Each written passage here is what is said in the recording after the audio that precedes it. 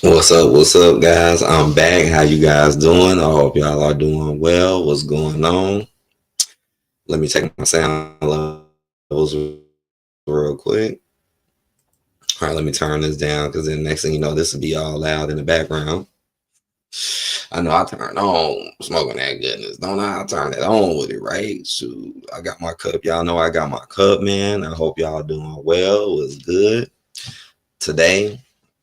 It's another motivation stream, man, and we're talking about toxic families and what to do, and we're talking about like how it goes, what can happen, how can it affect you, because I do believe this is something that does relate to a lot of people, like even myself. Like I've been through this myself. Like I'm definitely going to tell some things about me, but I know this is something that really could relate to a lot of people. And what's so sad about it is the fact that family it's one of the it should be one of the best things for you. It can be one of the best things for you, but what's so sad about it is honestly it could turn out to be one of the worst. And that's the sad part about it. Like you want to have that. What's up, Excellentium? He said first. Excellentium, you in here early, man. What's good, bro?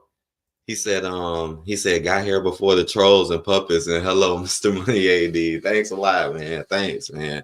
I changed my name too. My name. I know, but you can still call me that though. You can still call me that. I appreciate you said the trolls and the puppets. All right, this is the beginning. This is the beginning. Normally in the beginning, I play a little music for a minute just to get myself started up. Then I talk about the topic. Shoot. It's like I try my best to keep it within an hour, but most time it tends to go past that. But sometimes I go a little shorter. But then after that, I drop links, and if anybody want to touch the topic, or if anybody want to just chill, kick it, I mean, we could chill for a minute, and it is what it is. But I appreciate you being first, though, definitely. And that is going to be tonight's topic, And I would love to hear what y'all think about it, or, share y'all stories. If you have any stories or anything, just share it, because I would love to hear it. And yeah, I'm finna be in the background doing some things. I'm going to play a couple songs, and I'm going to be right back, and we're going to talk about it.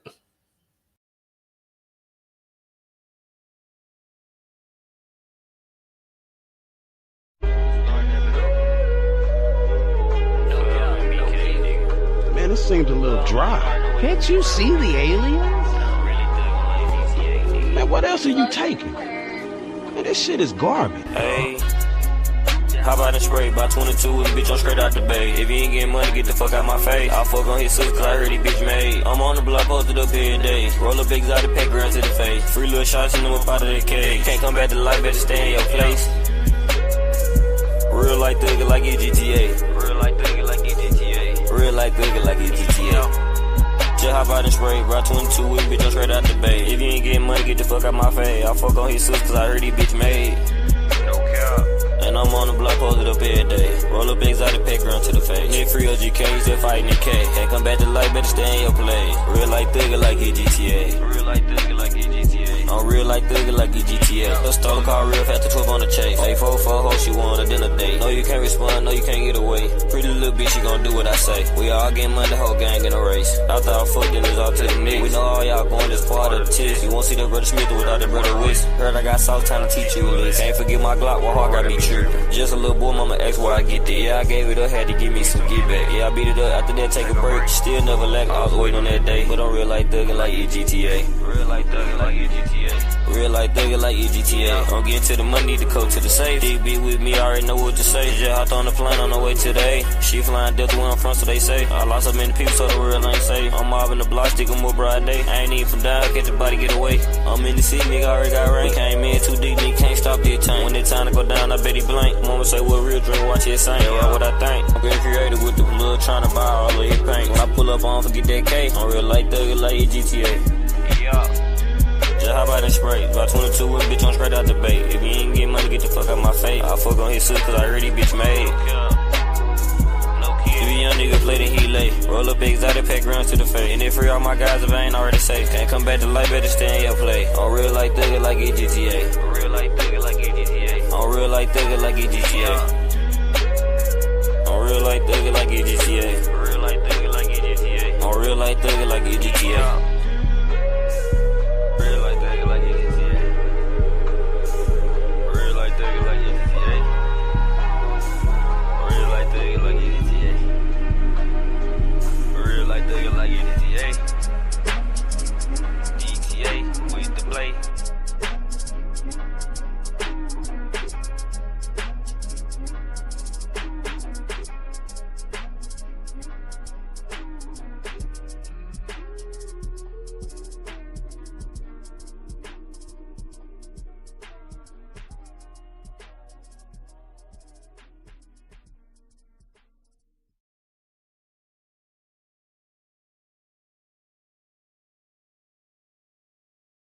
Hey, hot box in my hot box. Hey, shouts out J Rock, man. Ain't dead live in a minute. Hey, in my hot box, sober too. Hey, in my hot box, catch me in the hot box, setting up shop on your block. Fuck the bullshit, cause I'm looking for them ops. And all them haters riding in the hot box. See me flipping out, man, they know I'm in the hot box. Got my homies in the hot box. We finna hot box. Man, you get hot box up on this block or anywhere you wanna be or where you stay. You can be my enemy, but you won't see how I'm in the hot box. Yeah, stacking in the hot box. Yeah, see me in the hot box.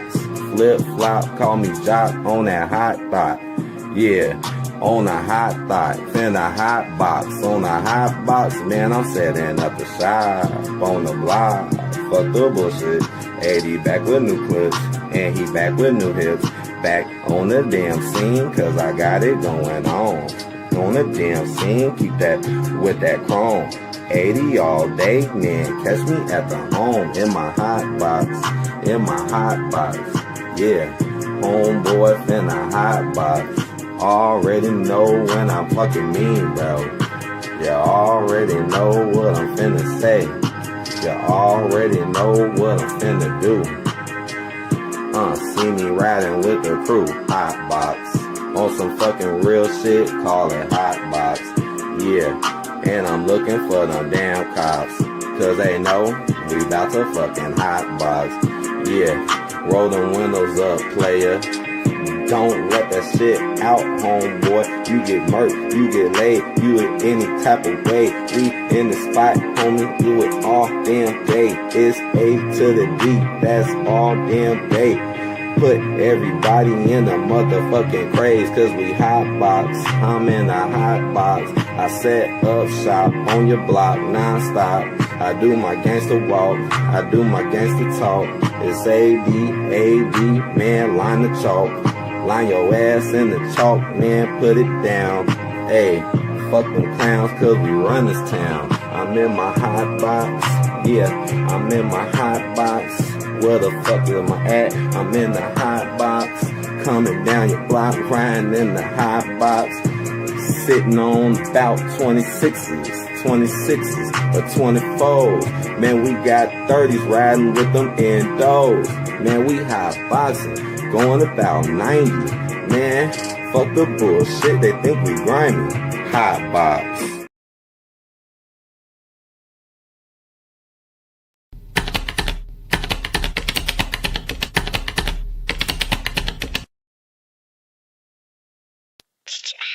Lil' Keys on the beat, boy.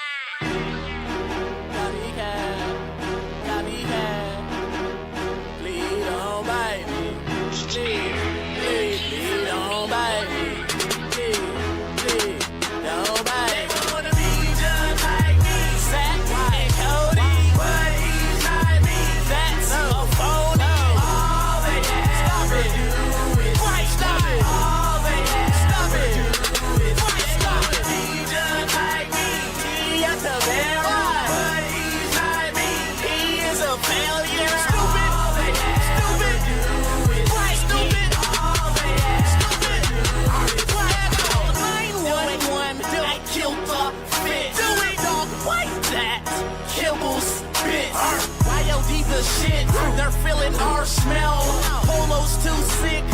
initials RL.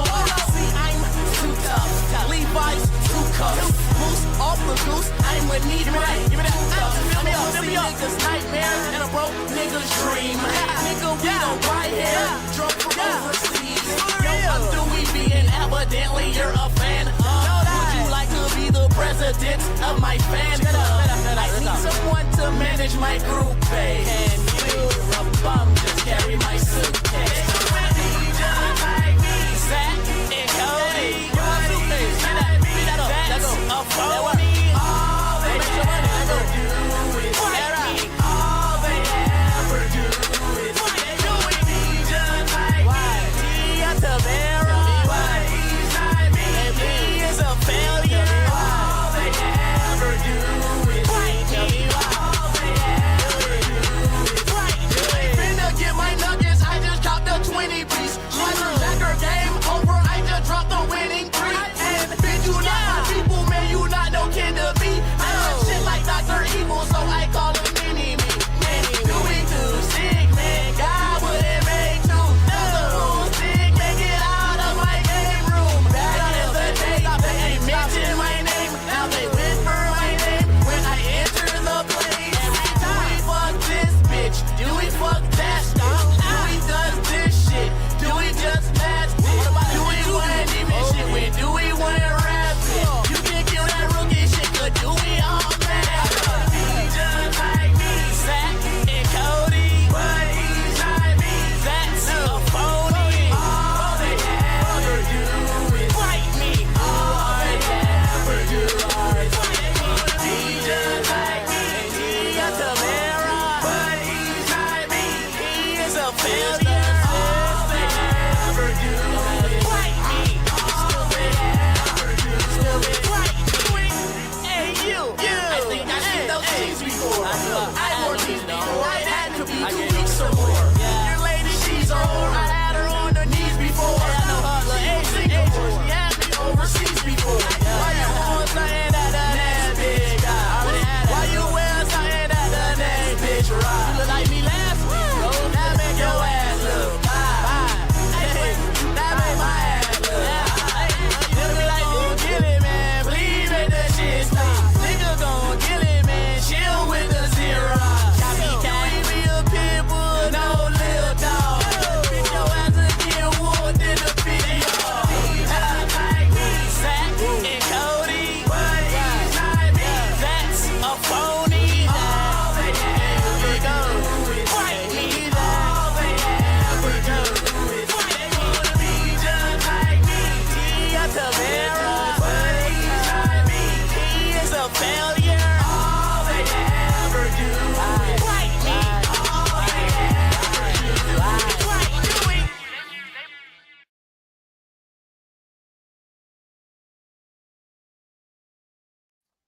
What up? What up? I'm back.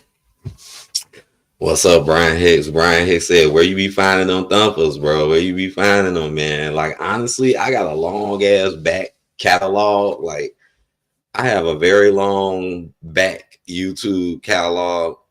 And then on top of that, I like, especially as of lately, but I always been like this.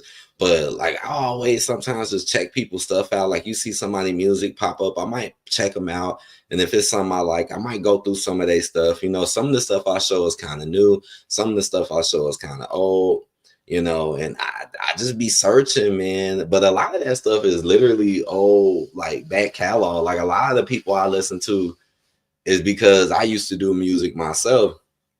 I played one of my freestyles earlier, and, you know, I used to kind of work with a lot of people, which kind of got me knowing a lot of people. You know, that's where I got a lot of it too.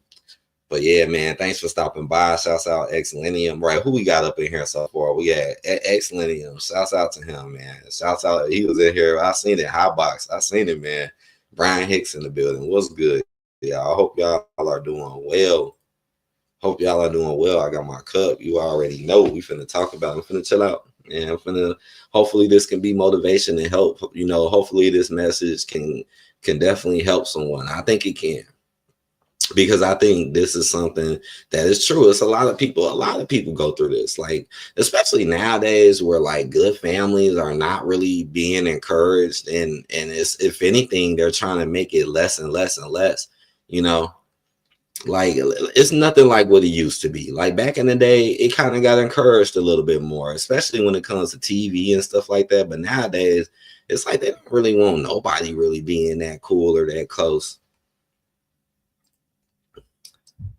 You said, man, some good underground joints. I'm gonna play some more too. Once I'm done with this, I'm gonna play some more before I drop the link for people. I got a good list on here. I be trying to update my list. I wish I could. Well, I could show y'all this list. Let me see. Can I show y'all this? Yeah, I could show y'all this. This damn thing is kind of damn long. This is just a lot of the shit that I got on here now, and I just be uploading it. Damn, I'm just looking like, damn, how many videos do I got on this motherfucker? Like, damn.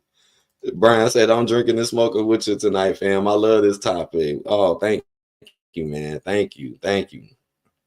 And I feel it, and I think if we give it enough time, I think it's gonna be even more people up in here to talk about it, because it's true. It's like, man, toxic families can literally be the worst.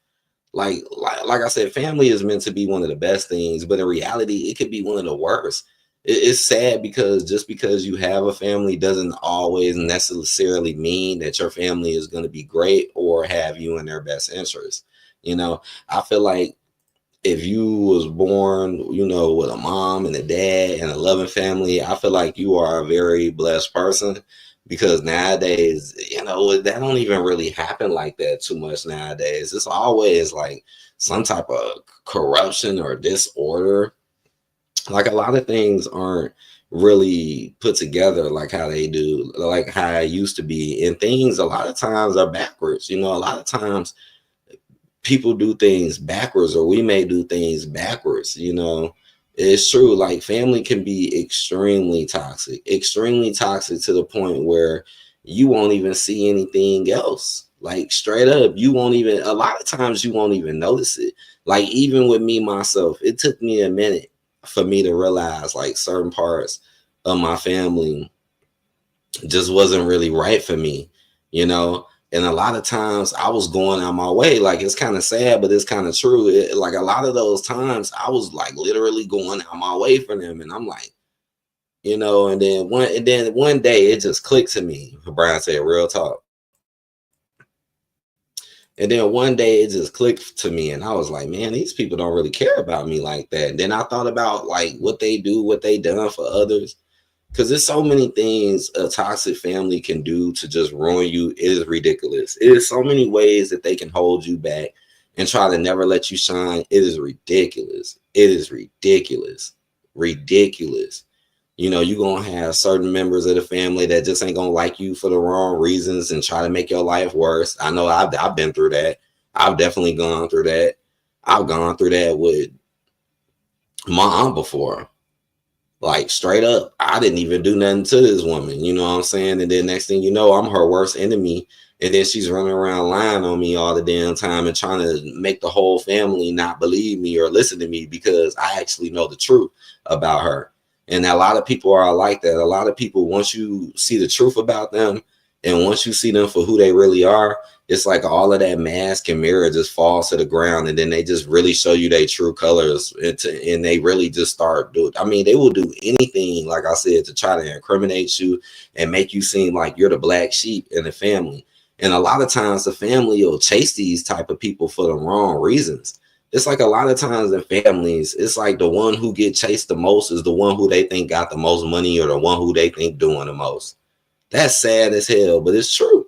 It's true. Like in a lot of families, not who does the most, who does the best, not who does the right, not who lives their life in the best manner, who makes the most money and who do they think got the most.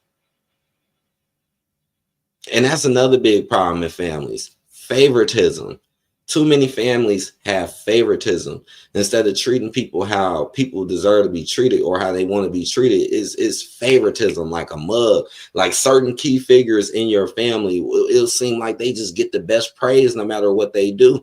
But then you do something and you don't barely get shit. And it might actually be something good. Brian Hicks said black families disown the boys after 14. That's so true. I say one of the biggest problems in black families, and I'm gonna be honest, is that, and this ain't all black families. I mean, a lot of families like this, but the black families need to learn how to be more balanced when it comes to the men and the women in the families, and the men and the women need to play more of their roles more and be more balanced. It's like too many black families only care about the women but don't give a damn about the men. It's too many like that, man. Well, they'll just be giving the women everything, doing everything for them. And these women might not even be good people. And they'll just be supporting them, giving everything to them, liking them for everything. But then you as a man, you just got to do it all on your own. And hopefully you do, and then maybe we'll care about you type shit. Like that's one of the, you know, and what's so sad about it is too, is because of the fact family is literally one of the main reasons why people have wealth and have power and structure today. So think about it. That's why family is really under attack. You look at most social media, what are they doing? Talking about how women don't like men don't like women, study making you more individual. Like this is all done on purpose to keep you from having the things that I just mentioned. Because they know if you're alone and you don't have a strong, productive family, they know it's a way higher chance for you to never really make it or have real wealth. Because it's true. Brian said absolutely facts. Yeah, because it's true, man. It's like a lot of people who are wealthy or are doing great are because of their families and because they work together, and people play their roles and they play their part. And it's not one big competition. You know, that's another big problem with toxic families. It's like more of a competition than it is just loving and being there for one another and doing the right thing. Instead, it's more about, oh, what can I do better than this person? What can I do better than that person? How can I show out to this person? How can I get all the family to just like me for the wrong reasons? That happens all the time.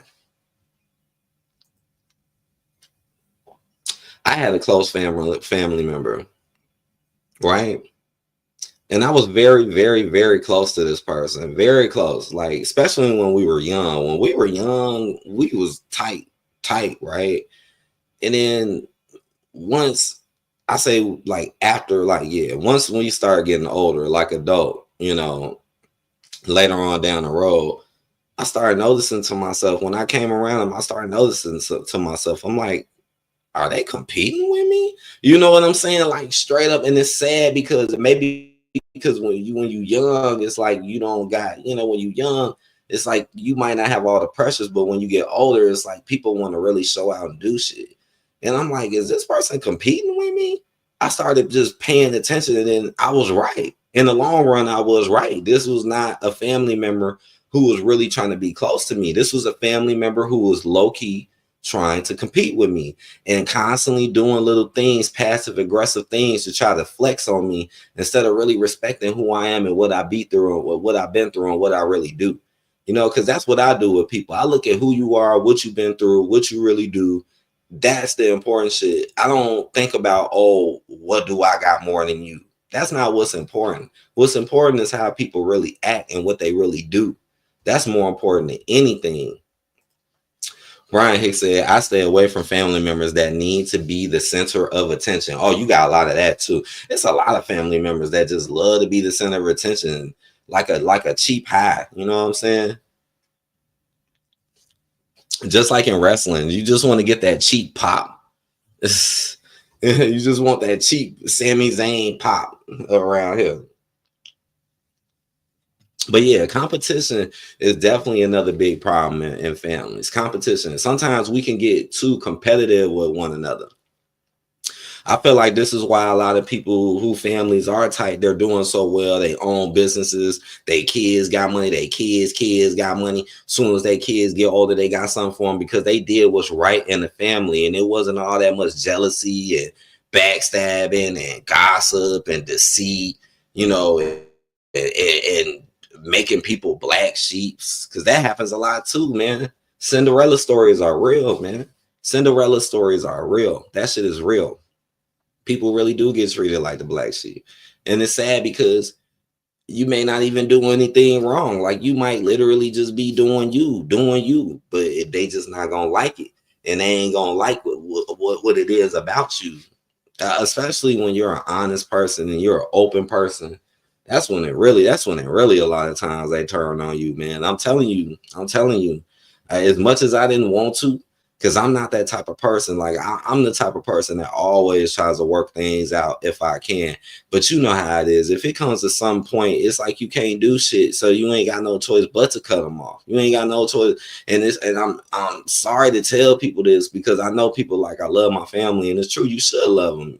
But at some points, you got to put some distance or some space to them, especially if they're not treating you right. You got to distance yourself. You have to.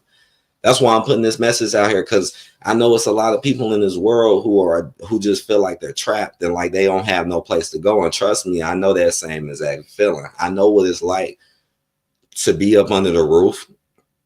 And this is where you'll live too. And you will be stuck with these family members, and these family members will hate your fucking guts. They will backstab you, betray you. They will pretend that they like you when they really don't. They will talk behind your back. They will lie on you. Trust me, I've been through all of this shit in my life. All of this, right? They will lie on you. And the sad part is you will even have the proof. Like, hold on, this person is lying. I ain't say none of that. And then you will have the proof. And guess what? The other family members will still fuck with them. Sad, right? That's why you got to cut people off. Brian Hicks said, I stay away from family members that need. Oh, my bad. I'm reading that twice. What's up, Laura SOS? Good to see you, bro. He said, I grew up in a narcissistic family who was made the scapegoat. See, I was talking about this earlier. I was always the one pulling family back together when they hold grudges, always pushing blame. I am the only believer. They all mock faith. Damn, see? It's a lot of narcissism in families too. It's a lot of narcissism. And those narcissists are the people who won't let other people get nothing. Narcissists be the people that take everything and then they don't want nobody else to get nothing, and then they don't care about nobody else. You know, a lot of times when that happens, you'll be the person in the family that they throw all the weight on and all the pressure on while not really putting it on anyone else, right? That's how it be. You'll be the one picking up all the slack, picking up all the pressure in the family, doing this, doing that, but everybody else ain't doing nothing. Everybody else ain't picking up they slack and doing what they supposed to be. They're doing what they, and this is why the family doesn't grow. Because like I said, everybody has to play their part. Everybody got to play their role. Everybody got to hold each other accountable, and everybody got to do things that help one another grow and come closer together. It can't be all, especially nowadays where everybody got cell phones, everybody think they doing something and stuff like that. You know, especially nowadays, it's just like that much harder to come closer, you know, 100% true. Brian, he said, I've learned to completely love my own company. Yup. And that's one of the most important things too, man. You can't love nobody else until you love yourself, man. That is 100% facts. You could try to think you do, but if you don't love yourself for who you are, no matter your flaws, your weaknesses, then you ain't never gonna love nobody else ever. That's the first thing you got to do is learn yourself and you know, and just love who you are and just be happy to just be in your own space and in your own presence. You know, what's up, Anthony? He said, how are you doing today? By the way, he said, I had Pizza Hut for dinner and pasta. I had pizza Hut earlier too, man. I had that Aurelio's. I still have some of that Aurelio's, man. That is my favorite. It's gone now. It's gone now. And I had cooked, right? I had cooked some turkey burgers and mashed potatoes. That was good. That was good. But yes, that pizza was so damn good, man. That is totally my favorite. Now you said you had what? You said you had Pizza Hut. I like Pizza Hut too, man. One of my favorite things about Pizza Hut is their sauce. I really like their sauce. But yeah, man, it's you gotta have trust, you gotta have honesty, you know, and this toxicity, like it could wear you down. Like family can wear you down to the point where you don't even know who you are no more. Like family can beat you up and tear you apart so much that you won't even know what they're really doing. Like I said, even myself, it took me a minute to figure it out. And here I go, going out my way, coming to see them, driving to come see them, acting like I'm cool. But these people wouldn't even call me on my birthday and wish me a happy birthday, which is proof they ain't give a fuck about me. So why am I going out my way to come see them? And it's something that happened to me too that really, really triggered me, that really just had me like, fuck it, I'm done. You know, I'm not going to say exactly what it was, but I'm just letting y'all know that that can happen. Like it could come to the point where something happens and it just really will just show you, and you'll just be like, you know what? I ain't coming back here no more, straight up. And that's exactly what happened to me. Straight up. I mean, I should have paid attention to my history and my past, though. Like, see, now that I'm older, I'm a lot wiser. Now I see what I didn't see in the past. But back then, I should have been looking back. I should have been looking back to really like realize like how they were really doing me and what they were doing. You know, it took me a while to open my eyes.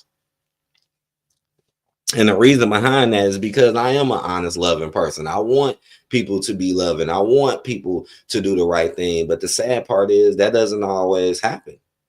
And the sad part is there may not always be something you could do about it. Sometimes doing nothing is the best action. Laura SOS said, I got older. I realized they're all druggies, drunks, angry all the time. But me, a guy with no record, non-drinker, no drugs, being blamed for everything, I get mad once it's you need anger management. Damn, you got me laughing because you got me thinking about my family a little bit. Boy, my damn family, man, my family, boy, I think that's why I'm a drinker, because they ass drink, man. I don't think it's anybody in my family that don't. That's kind of messed up. Excellent. Say happy birthday, Money AD. Oh, no, today is not my birthday. My birthday and until next month, right? My birthday is next month, but no, that day, no, I just brought that birthday stuff up because I was like, damn, they ain't even call me on my birthday. Because it's true, it's like if people really care about you, they gonna say hello to you on your birthday, right? Especially if you know you ain't do nothing to them. They gonna say hello to you on your birthday. They gonna say hello to you on certain holidays or something, and they wasn't doing that shit for me. And what makes it even more sadder is I sat back and watched them support all of these other people in my family, my siblings.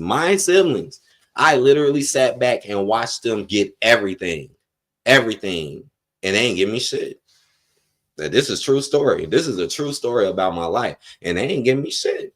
And they just act like I was just supposed to do it all on my own or some shit. Again, never did nothing wrong. I'm letting y'all know this shit is real because I've been through it. And I know it's a lot of people right now that just wish they could just get the hell out. That just wish they could just break out and get out. And I want these people to know that you are not alone, or people are going through the same thing and don't give up. Because I know one of the most important things is finding your peace and finding a place of comfort. And if you continue to stay on that goal, you will get it. Don't let those other people bring you down. Because that's what a lot of toxic family does. They bring you down to their level. It's like crabs in a bucket. They don't want to see you grow. They don't want to see you escape. They don't want to see you doing better than them. And if you do, they might just act like they cool with it, but then behind your back, they talking all types of shit about you. And that's another big problem with a lot of families too. The behind the back talking, the gossip. Outside the Kid said, that's why I say screw that whole thing of blood is thicker than water. That's the BS we got told back when we were kids in the 90s. My mom and her side of the family are toxic as hell. Damn. And that's how it is too with me, man. Shit, honestly, both sides of my family was pretty messed up. But my mom's side of the family was extremely, extremely toxic. And that's why I don't really mess with them, man. And honestly, them people never really showed me much love or appreciation.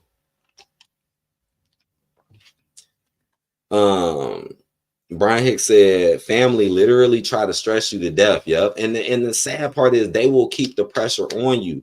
It's like sometimes family don't realize, like, hey, mother effers, hey, I didn't choose to be here. You know what I'm saying? I didn't choose to be born in this spot, but this is where I am. So this is where I gotta be. So why don't we work together, stick together? Why am I getting done so wrong? But it wasn't even my choice to be here, type shit.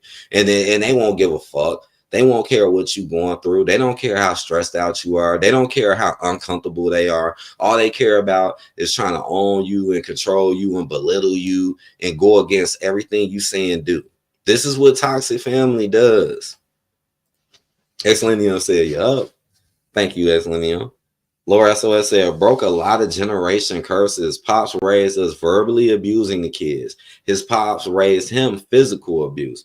Only yelled at my kid once. We sit down and talk things through. No, you do this or else. Right. I agree. You don't have to do all that. You know, when I was growing up, I went through a lot of abuse too, man. I did. I went through a lot of fucked up shit that I shouldn't have really went through at all. And it's sad because, you know, you're a kid, you're a child. So you can't do nothing but just sit there and just take it. And I had to go through a lot of type of shit. Like, for real, man, there's so much bullshit I went through. I mean, people just didn't give a fuck, man. Honestly, it was a lot of narcissism, really. It was just a lot of people only caring about themselves, man, and nobody else, honestly. That's why a lot of them never really did anything big or real or helpful or caring. Shit, not even really for themselves. And they always want to be so judgmental of me and always think all of this weird, stupid shit about me that's not real. But they never come to me and sit down and actually have a normal conversation, which is sad because they could, but they never do that. They rather just sit back, judge you, think things about you just so they could feel better or just so they could feel like they're above you. Like I said, family is too much of a competition nowadays, right? They come around you and they like scoping what you got and what you doing, you know, instead of like really being cool with you, like really kicking it like how we be really kicking it, we be really cool. No, they're not doing that. Like soon as they come around you, they're literally scoping everything about you from your head to your toes to everything you're around so they can compare it to other shit or other members in the family and or try to figure out how a way they can get it to outdo you. This is toxic. Laura SOS said, gotta talk it out with your kid and see why they're at understanding, giving them the tools to work through their problems. I agree. You know, and a lot of parents, they don't give a damn. Like a lot of parents, boy, they create their own problems within their children, but then blame the kids. Those are some of the worst parents. Like you knew you did not raise them. You knew you did not teach them nothing. You knew that you barely spent time around them. So when they act up and when they do something, it's their fault. And what's so sad about it is they'll do this on the regular and other members of the family won't say shit. Depending on who it is, they won't say shit. They won't, even though it's messed up, they'll just sit there quiet, not saying nothing. Laura said, Pops taught me what not to do. Yeah. And like, just like with my father, like me and my father never had the closest relationship. Like, you know, when I got older, shit, he was already moved on, you know, with other women, you know, having kids with other women, you know, so he was more focused on that than really me, even though he was around, but he never really put the time and the effort into me like a real father. That's why I do feel blessed in the fact that I can be there for my son and just watch him grow and shit. Cause I never had none of that growing up. My dad was too busy doing crazy shit. I mean, I ain't gonna lie. He used to work though. My dad used to work. He used to have a job. He used to do little shit, but it's a lot of crazy shit he used to do too, though. I'm not gonna sit here and act like he didn't. But he was the type. My dad was the type of, if he wasn't with the mama no more, he just felt like it wasn't really worth it no more. That's how it was. That's how it was with my dad. He, you know, oh, I'm with this one now. Now I'm just start a family over here and then ignore them and then move on and then do the same thing over, you know. It's sad because he never really taught me much. Most of the shit that I know today is what the F I learned on my damn self. I mean, don't get me wrong. It's some things I learned from other people, but I ain't really learned shit from him. I'm just sitting here trying to think about it. Like, did I really learn anything from my dad? Maybe a few little things, maybe. Like I say, my dad was too damn busy. He was just too damn busy doing other shit. Could he have been there? Yes, he could have been there. Did he choose to? No. And it got real bad, man. It got real bad with my dad, man. There's some stuff I could tell y'all. Y'all would be like, what the fuck? Y'all be like, stop playing. I'm not even joking. I mean, there's some stuff that dude that done to me, man, that damn near pushed me to the limit. Like, for real, like, shit did push me to the damn limit. Like, boy, I'm telling you. And the sad part is the story is real. Like, the shit is real. Because my dad used to be, it's like he had a lot of up and down moments in his life. And it's like the times when I only really seen him was one in his down moments. And as I got older, you know me, hey, I had to tend more for myself. Cause like I said, ain't nobody in my family really give a fuck about me for no reason, honestly. So I learned how to do shit on my own and do shit for myself. And then all of a sudden, they start hating on you because you start doing for yourself and you start doing what you want to do. But it's sad because it's like y'all was supposed to be the same people that was there to be for me, you know, to be there for me, to help me, grow me up. Just like my son. Like, obviously, I want my son to be better than I ever was. And I'm going to try my best to help him get to that point. That's how you should look at it. Not, oh, no, my son got this. Oh, well, fuck that. It's too many coalitions. Like I said, there's too much gossip and just behind the scenes talk too. Like, it's like you would think you would be cool with one family member, but then they running out and telling all your business to another family member who's running out telling your business all to another family member. And then they're saying all types of stuff about you. But then when you come around them, then it's a completely different story. I went through this as well. Like, they'll be in front of your face acting like they cool with you. I definitely went through this too. And they won't be telling you shit. But then later on in the day, you hear them on the phone with somebody else talking and they're telling them your business and they're telling them everything about you and they're down talking you. And then they're listening to everything fucked up that the other person is saying about you, even though it's not true.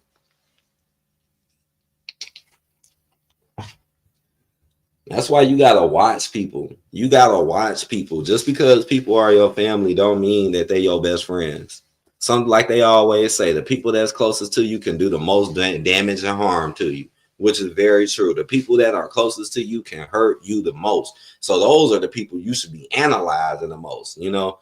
And those are the people, because like I said, a lot of times we just don't see it. A lot of times we just don't see it until certain things happen. And then it kind of opens our eyes up, because it's true. A lot of us, we want the best in people. We want the best in things. But like I said, that may not always be true. You know, you never know kind of what be going on behind the scenes sometimes, unless you like really pay attention. Laura SOS said, that will teach you, though. You're going to break the curse and show your kid what you didn't get. Oh, definitely.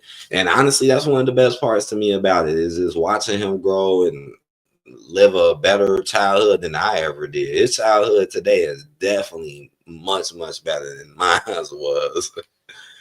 Oh, man, mine was crap. It was like mine was straight garbage. I grew up poor as hell. Even though family members had money, but they didn't give a fuck. I never had no support. Like, I literally had to teach myself damn near everything. And shit, thank you for the internet and YouTube and shit like this, because this shit helped me learn and grow a lot. Besides my experiences, I mean, my experiences helped me a lot as well. Outsider said, yep, my mom's side likes to talk about people all the time, including me. When my brother was alive, she talked about him being on drugs to family members. I'll never forget that. Yep. Because that's what they'll do. Like, they will do that. They will do that. Like, they will just be behind your back saying all types of stuff about you to other people. And they'll even try to get information out of you so they can go tell the other people why these people know nothing about you. See, I went through this same thing with a few of my family members. The one that didn't like me, again, for no fucking reason, wanted to know everything about me, though. But see, you know me, I'm not slow. I'm like, okay, you acting funny with me, well, I'm just not gonna mess with you. You know, that's what you're supposed to do. But this family member couldn't handle that. They couldn't take that. They couldn't take that.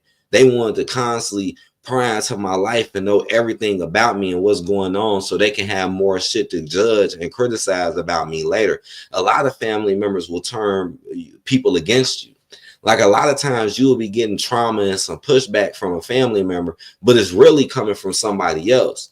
You know, you might think it's them, but in reality, it's somebody behind them, manipulating them and controlling them to act the way they are and do what they're do. And a lot of times it's for superficial shit. You know, a lot of times they only listen to them and fuck with them for superficial reasons, not for the real reasons. You know, a lot of times it's because these people don't want to look in the mirror and actually take a look at themselves. And they love the audience and the crowd of people who do the same thing and who don't allow that.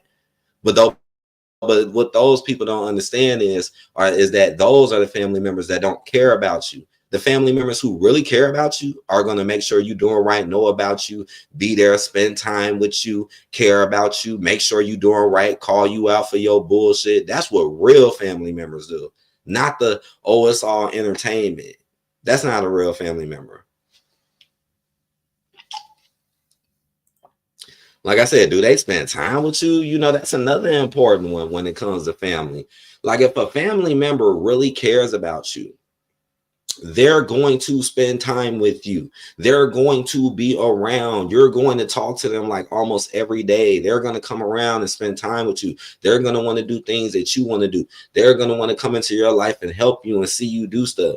Those are family members that care about you. If family members that don't care about you rarely ever see you, rarely ever talk to you, rarely ever tell you their business or their problems or their issues or what they're going through, only see you at like events. Like those are the people that don't give a damn about you, you know?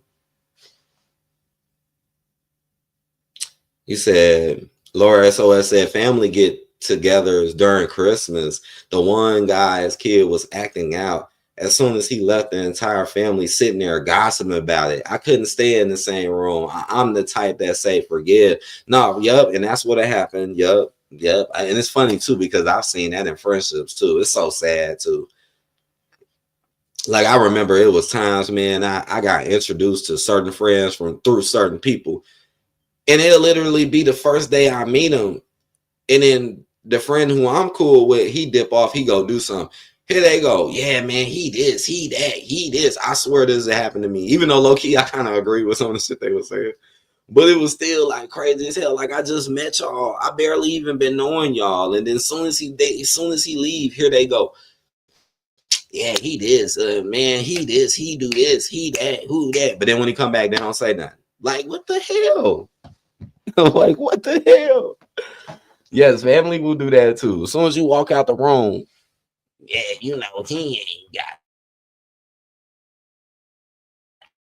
shit, or they ain't this, or they don't know the kids, or they don't know right. As soon as you leave the room. Durante, what's good, Durante? He said, what's good, brother? How you doing today? I'm doing good, man. Good to see you, bro. Turn up, man. Turn up. I gotta pour me another cup, man. I done drank all my cup. Shit. My shit gone. I need to pour one up. Durante said it's so many multi-person matches WrestleMania weekend. Jesus Christ. Oh my fucking man, you ain't lying about that. Damn, we do got a lot, man. Right. We right. Even Braun Breaker finna get thrown into a fatal 4-way, right? Like, damn, dude, it's finna be Penta, Braun Breaker, Dominic. Man, that's finna be a hot ass mess. That's finna be a hot ass mess. Shit, who seen that spear that Braun Breaker did on Carlito yesterday? Oh my gosh, man, that spear was so damn intense. Boy, he damn near killed Carlito with that spear. Did y'all see that shit? Carlito got, boy, that was one of the best spears I ever seen in my life. Like, for real. Braun Breaker broke Carlito back in that motherfucker, right? Oh, man. Hey, if y'all like wrestling, or people on the main channel, if y'all like wrestling, go check out my wrestling channel. We talk over there all the time, man. We do big things on the wrestling channel, y'all. But yeah, man, a toxic family is definitely one of the worst things because they can trap you and they're so close to you, and they can you might think they have a lot of power over you, but they really don't. You might think they have a lot of judgment, or their judgment means something, but it really don't. Unless they really care about you and they're honest people, then it matters. But if not, what they say and think about you don't mean nothing. And it don't matter if they're your brother, your sister, your aunt, your cousin, none of that. This is something I always told myself, and I've had to do this many a times in my life. I always told myself, man, if people treat me wrong, disrespect me, I don't give a fuck who you are. I'm just not gonna fuck with you, and I'm gonna stand up for myself. I've been saying that to myself for years because I mean it. Like, I don't care if you my brother, my sister, cousin. I don't give a fuck. If you disrespect me, do something wrong with me, then it's over with. Or you gonna get something back. Something. I'm not gonna let that blood thicker than water shit fool me. Because those would be the ones that'll cut you the deepest. Right? Those would be the ones that'll cut your ass the deepest. Laura SOS said, always say, if your right ear is ringing, someone's talking about you. I've heard that saying before. I've definitely shit. I think that saying is kind of true. I remember my one homeboy, he used to say that all the time back in the day. His ear get the itch, and he used to be like, man, somebody talking about me. Somebody talking about me. Somebody talking about me. That's true. If your ear get the itch, and somebody probably is talking about you. Now, if it's negative or positive, I don't know, right? Like, I wonder if there's a way if you could tell if it's negative talk or if it's positive talk. I wonder. Durante said NXT as well. Like, bro, I'm exhausted already. I don't want to see a multi-person match ever again. I watched the beginning of NXT today. It was like, whoa, who was it? It was Roxanne Perez versus Jordynne Grace. Oh, man, that Jordynne Grace girl, man. A lot of people said Jordan has been destroying the views of NXT. Boy, Jordynne Grace, this little buff ass chick, she like little as hell, but buff as fuck, man. Damn. What made them want to pick them up? Like, people can say what they want to say about people like Rhea and Bianca, but I mean, at least Rhea and Bianca got a little look to them. Like, this Jordynne Grace girl, like, I don't know, man. She like from a whole nother planet atmosphere. Like, damn, girl, how tall is that girl? That girl like 5'1", 5'2", but swole as hell, but buff as hell. I'm like buffer than Jade Cargill. Jade Cargill is pretty buff, but low key, that Jordan girl might be even buffer than her though. Like, where did they find this Jordan girl? Where did they find her? Laura SOS says, some will pretend to care just to hear about situations. 100% facts. Like I said, some people will pretend to care just to get more information out of you, and they'll pretend like they're on your side just to get more information out of you, and then they'll go run and go tell the other people and then be, stabbing you basically in your back. Like I said, the same thing happened to me with my family. Like, I didn't have family members literally come to me and say, oh, I'm not going to do this, I'm not going to do that, or I'm not going to say that. And then, like I said, then later down the day, you hear them on the phone talking to somebody, telling them all your business, and listening to the person on the phone say every bad thing up under the sun about you. But I thought you was cool with me. Then why are you telling them all my business? Because that's what they'll do too. They will literally take everything from you and then go tell it to everybody else. I'm telling you. And that stuff is kind of messed up, because it's like, if people can't be close to you, then they don't really need to know about you. That's the point and purpose of being close to people, so you can get to know them better and learn them better. If you ain't close to them, then you don't need to know all that business. And if you want to know all that business, do something to get close to them. It's that plain and simple. Outsider said, Jordynne Grace, I can't believe how she messed herself up. She doesn't look attractive anymore, not thick anymore. What? How long Jordynne Grace been around? Because this Jordynne Grace girl, man, I heard a lot of people say that she is the reason why NXT viewership has been dropping. And then I cut on NXT today, and the first match is Jordynne Grace versus Roxanne Perez. I think that was Roxanne, or was it Jada Parker? Shit, I get them mixed up.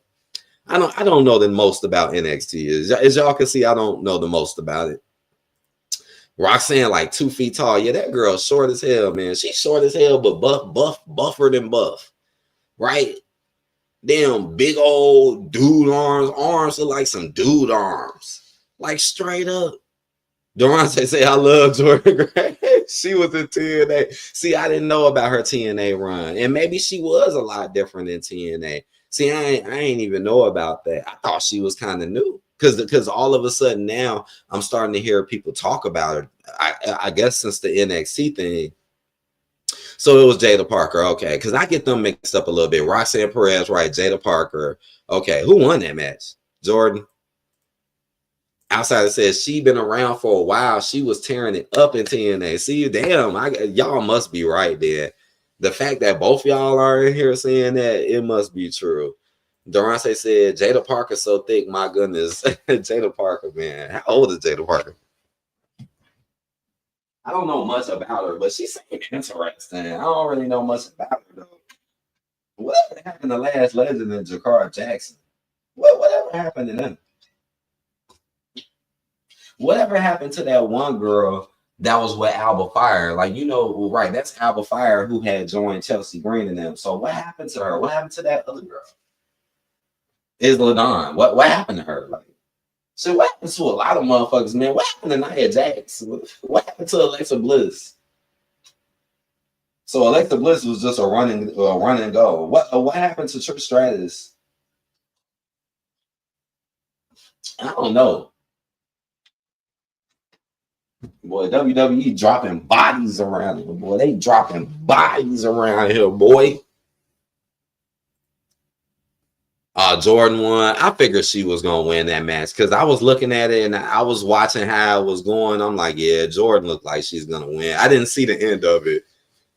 Durante said Jada Parker on the mic. That woman can talk. I need to go hear her on the mic. She seems interesting. She do, but I just don't know much about her.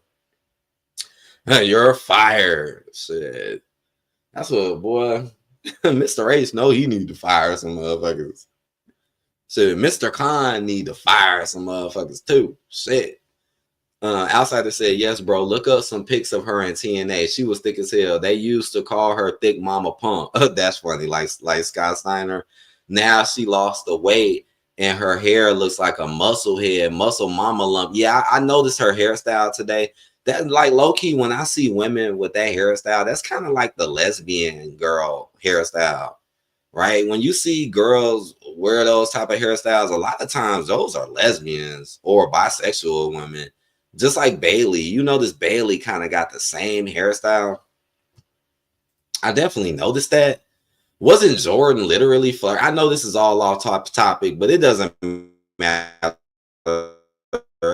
It's pretty much over anyways. We coming up to the hour point, and you know me, I normally talk about other stuff anyways. But what I was gonna say, what didn't Jordan Grace flirt with somebody on social media, and it was a woman? I think it was Rhea Ripley.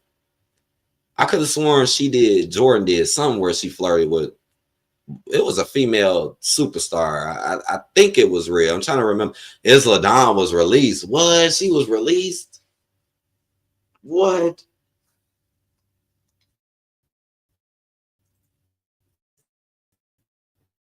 Damn, I wonder why they released her. Damn, they had a whole group. They had a whole tag team. Why they release her? Well, no wonder they threw her with Chelsea Green and Piper Niven with that new weird group. You said it was Jade Cargill. What about Jade Cargill? I'm trying to think about what she's talking about. Like, what about her?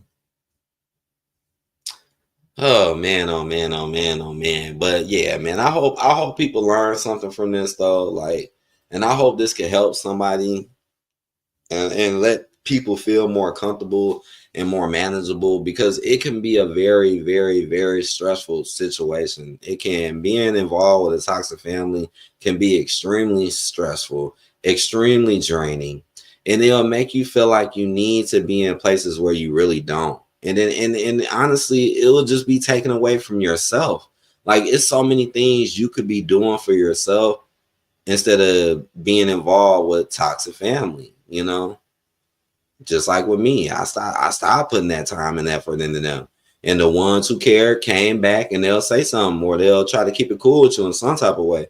But the ones who didn't, they'll just go about their business, and I'll just go about my business. And that's how it should be, because I don't want all that negativity. I don't want people in my life anyways who ain't there to really support me or push me up or do something for me. You know, if you ain't in my best interest, then I don't need to be around you. And honestly, I don't give a damn. I'll be by myself than be around people who don't have me in their best interest. Like, straight up, it's better to be alone than to be around wolves. Straight up, I ain't got no problem with that. Is it what I want it to be? No, but may you have to do that? Yeah,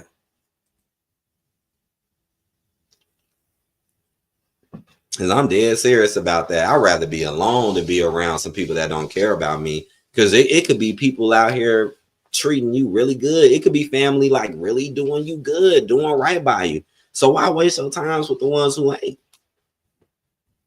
Like I said, that could be time and energy you could be putting in yourself to be a better you. It's always some type of growth that we must do as people. Our growth never stops. It never ends, really. You know, and the speed and the rate of your growth is all up to you and what you do and what you put your time towards. You know, outside it said, or just as muscular as me. Who y'all talking about? Jordan Grace? Hold on, let me see. He said, LOL, she married. Oh, my bad. I skipped that comment. My bad. He said, LOL, she married to a black dude too, a wrestler named Jonathan Grayson. He's just as muscular as she is. Me personally, I can't get with any chick that is more muscular than me. I agree. I couldn't do that either. That's like too masculine, man. Like I have no problem. I mean, everybody got their taste and everybody got their flavors, but it's true that like, I don't know, that's too much competition, that unnecessary competition. Now you checking my reps and checking if I'm working my legs and shit. Like, yeah, if I'm doing it, I'm doing it. But you know, like that is a major turn off. Like this is too damn masculine. Like it's okay to work out, it's okay to exercise, it's okay to be in shape. But when you just start getting really out of control with it, like a Jordan Grace, hell no, I wouldn't be nowhere near attracted to that. Because it takes away from your femininity. That's why you notice in today's media world, agenda-based world, notice that they do that with women a lot. Always showing them working out, always showing them go to the gym, always showing them exercising and stuff, because it's the opposite of what they really should be doing.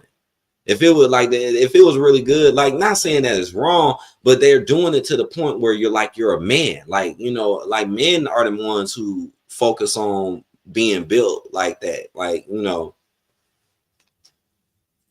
but this world we live in, they want women doing the opposite of what they should do, so men don't find them attractive. And the same thing vice versa. They want men doing specific things that they want them to do, so women don't find them attractive. This is the world that we're living in today. And again, this is all about family. Like all of this is literally about family. All of this. Brian Hicks said, definitely speaking with wisdom. Straight up. He said, when you stay to yourself, they say you acting funny. They do. If you're the type of person that beat themselves, focus on yourself. Enjoy your day, your hobbies, your job, your skills. And you don't pay much no mind unless it's really deserved, then yeah, they gonna say all types of stuff about you. They gonna say you funny. They gonna say you weird. They gonna say you be in the house all day. They gonna call you broke. They gonna say you a bum. They'll say all types of shit about you. And won't none of it be true. None of it will be true. Straight up, they would do that, Ryan. They sure would, man. They want you to be a part of the crowd, so then they can dictate and do all that other stuff. When they see you doing you for the right reasons, heck yeah, they gonna call you funny. Heck yeah, they is. Shit, I remember my family used to think that about me. He's just in the room all day. Like, what the fuck? Y'all think I'm in there doing nothing? Best believe I'm in there doing some shit. And best believe I ain't being around you. You know what I'm saying? That's what they used to do. He's in the room all day. But what y'all do all day? Run the streets and do nothing and know nothing and be about nothing, but want to talk about me? Shit, them motherfuckers don't even know half the shit I know. But then they want to judge me because I'm being to myself? Okay. Flint Water said, you speak facts. Thank you. Because it's true. Like I've really been through this in my life. And I've seen many others go through it too. Man, I've seen people in just some of the most messed up situations, man.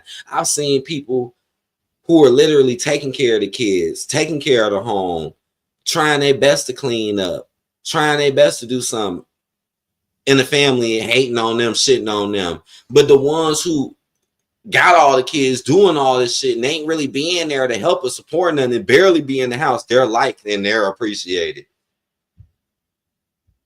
What type of background? Man, I felt so bad for that person because it was a friend of mine. It was a friend of mine. And I felt very bad for him because I was like, man, why do they keep treating him like that? That's what I used to think to myself, man. They called the police on him, all types of dumb shit, stupid shit. And I was right there to see it. Durante said crowd was booing Bianca last night, and somebody was like, "Oh, it's because of the Jade Cargill situation." Like, no, Bianca has nothing to do with that. Jesus Christ, clearly it's fucking racism. Yeah, and I heard other people saying, "Oh, it's not racist. It's not racist." Then why are y'all booing her? Like, Bianca has literally did nothing for you to boo her. Yeah, it's a little strange how there's no togetherness, but nothing. I seen that, but they were cheering Rhea. Why are y'all cheering Rhea? But y'all cheering Io, but then you're booing Bianca. And you know what? That's something else I noticed about Mr. H. Mr. H has slowly but surely been changing Bianca's character. I noticed this about Bianca now. I noticed that Bianca is not as wholesome as what she used to be. Right, Bianca do seem a little bit more aggressive and less caring, just like Naomi. Naomi used to be the spotlight. Now look at Naomi now, just evil and bitter. But I'm gonna make a video about that on the other channel about Mr. H and how he keeps putting out minorities to be bad people because of what they look like, just like in real life. You know, a lot of people in real life, like if they see a black person, they just automatically assume he's a bad person and that they're better than them. And that's kind of like what he's doing. He's trying to turn them bad. So you just don't like them. You just, oh, they're bad people. So whenever you see someone like that, you just think, oh, they're bad people. Like I said, even the Street Profit situation was super confusing. I could tell how the audience, they still want to cheer him and do shit for him. It's like Mr. H just don't give a damn. These dudes don't have the right look. What do you expect? They just don't have the right look. I mean, what do you want me to say? Like, you gotta have the look. Like, what's wrong with him? He's very talented. You gotta have the look. What the fuck do you mean? Do you have the look? What is the look? What is the look? This dude, Durante said, cause how real looks. You said, oh shit, let me catch up to these comments. Damn, I'm moving too slow. Brian said, I haven't been to a family reunion since 2004. Damn, I ain't been to one in a long ass time too. And I remember the ones I used to go to, man. We used to hop on a bus and shit. No, real talk. Durante said, oh, Rhea is over. That's why Bianca is getting booed. No, Rhea has bots for a fan base. Oh, Rhea definitely got bots. She got crazy ones, but I wouldn't be surprised if she had bots too. To boost her up. Flint said, we need more bikinis in women wrestling. Remember the bra and panties matches? Durante said, cuz how Rhea looks. You know, they love Rhea, man. It is so many people that love her. I like Rhea too, but like, man, there's some people that really, really, really like take it just like out of control when it comes to Rhea Ripley, boy. Cause this is War Games. And Silent said, hello. What's up, Silent? I ain't seen you in a minute. What's good, bro? What how you been doing, man?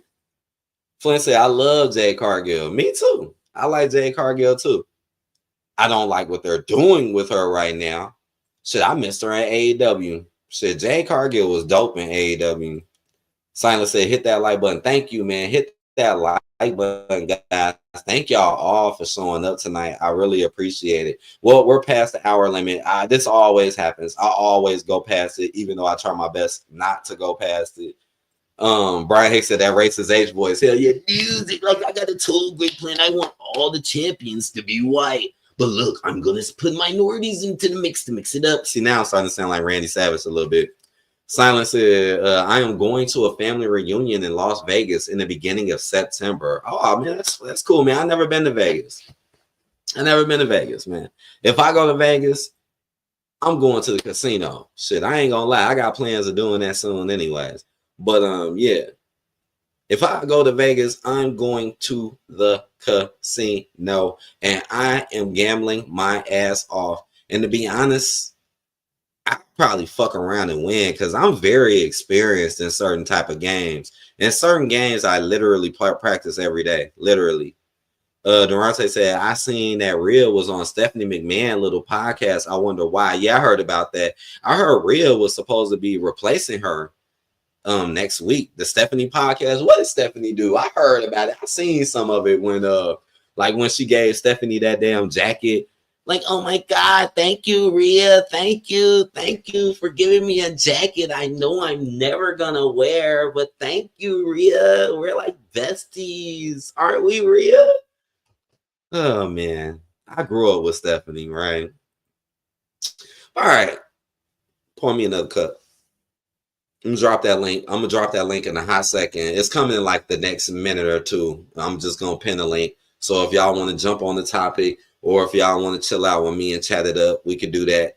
And you already know the demo. If nobody shows up, then expect me to talk and run my mouth for at least a little while longer, and then I'll be gone doing some other shit tonight.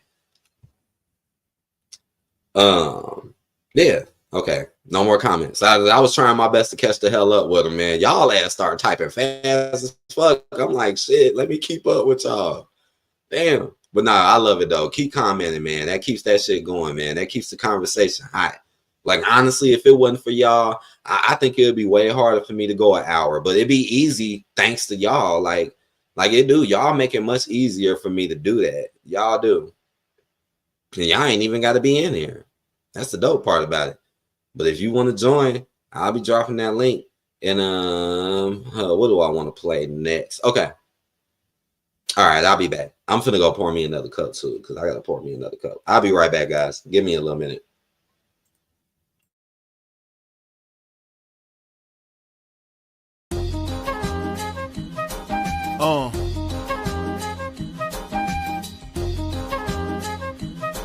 Yeah.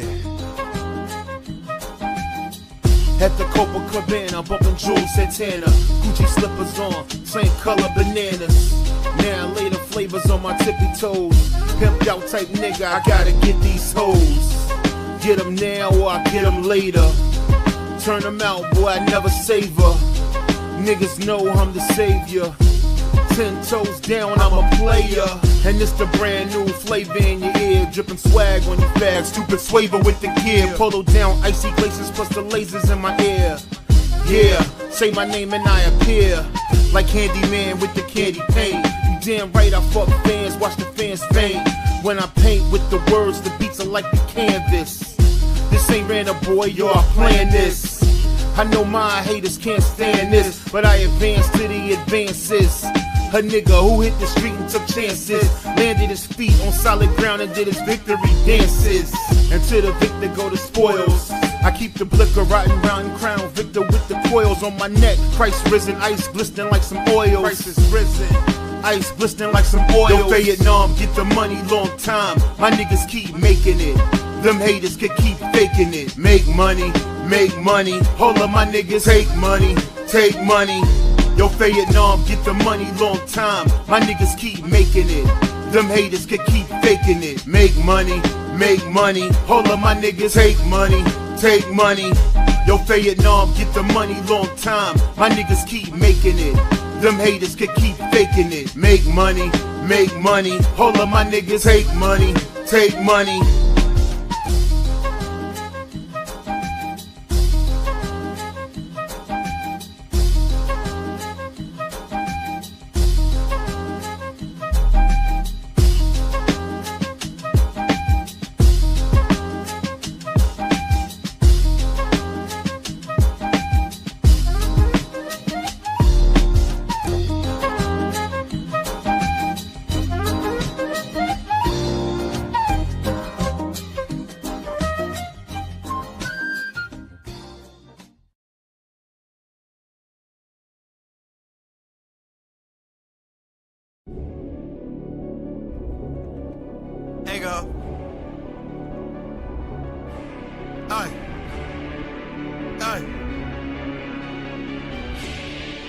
counting this money up, nigga. Living like guys around this. You already know, nigga. Persian Beats. 2014. Spud. SODMG. Spud. SGOD. Chigo. Hey. These nigga pride, so I keep the pistol cocked. Okay. Rap ass God till the day I die. Getting so high, I'm up in the sky. Hey. Fuck these niggas hating cause I'm getting guap. Living like a god, living like a god. Living like a god, living like a god. Fucking hella bitches, living like a god. Living like a god, living like a god. Living like a god, it don't never stop. 24/7, we gon' count this squad. Fuck the one time, she was just a bop. Walk inside the club and I did it bop. Got a bad bitch sitting on my side. Alright. Rolling up some weed, sitting in the ride. What? Got that beef, we can take it outside. Bow out, meet me on the street, I'm gon' grip that 9. Never gave a fuck, gotta get this money. Hey go, 24/7 niggas looking funny. Flash up, heard a couple niggas that was looking for me. But I'm in the street and them niggas dummy. Okay, I'ma tell you like this off the rip. Don't try to ever play me like a bitch. Got a couple hitters and a couple clips. Knock you off if you niggas talking shit. These nigga pride, so I keep the pistol cocked. Okay, rap ass God till the day I die. Getting so high, I'm up in the sky. Fuck these niggas hating cause I'm getting guap. Living like a god, living like a god. Living like a god, living like a god. Fucking hella bitches, living like a god. Living like a god, living like a god. Living like a god, living like a god. Fucking hella bitches, living like a god. Gotta hit lick so I can survive. Okay, just me and my bitch, and we down the ride. Okay, empty out the clip, I hit him with 5.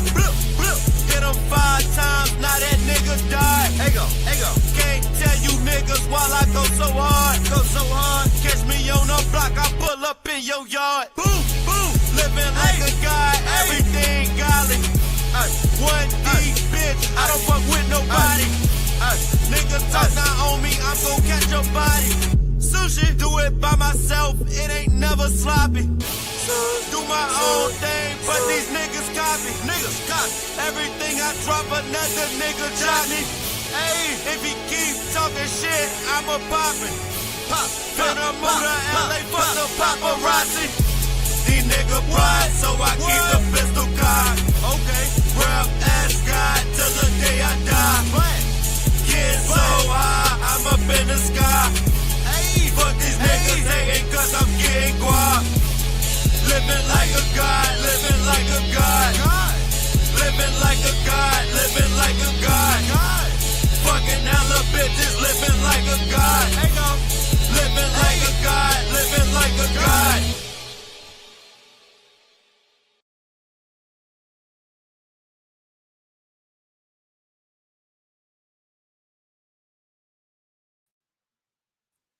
We in here. What's good, Brian? What's up? Salute, AD. What's happening, man? Is this your first time coming on here? Yeah, this is my first time clicking the link. Do I got an echo?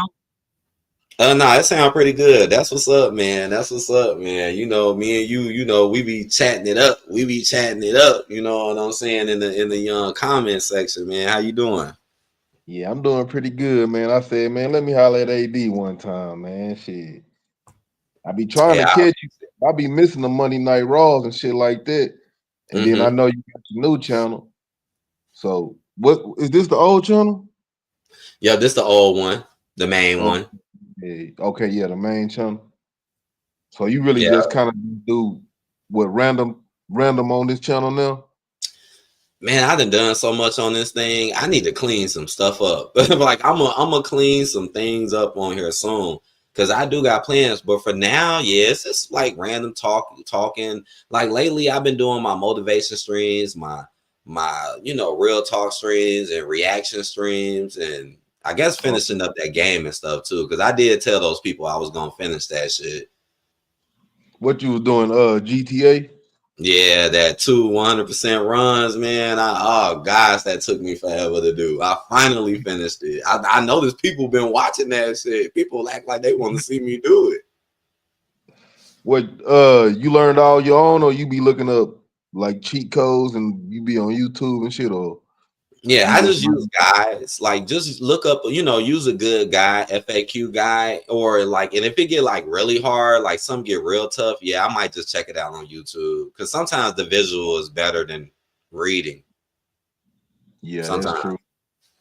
Shit, I ain't went past the PS3, honestly. Oh, I still got my PS3. I've been playing my PS2 lately, but man, I need to man. My PS3 collection is still pretty good. It's like I just be jumping from system to system.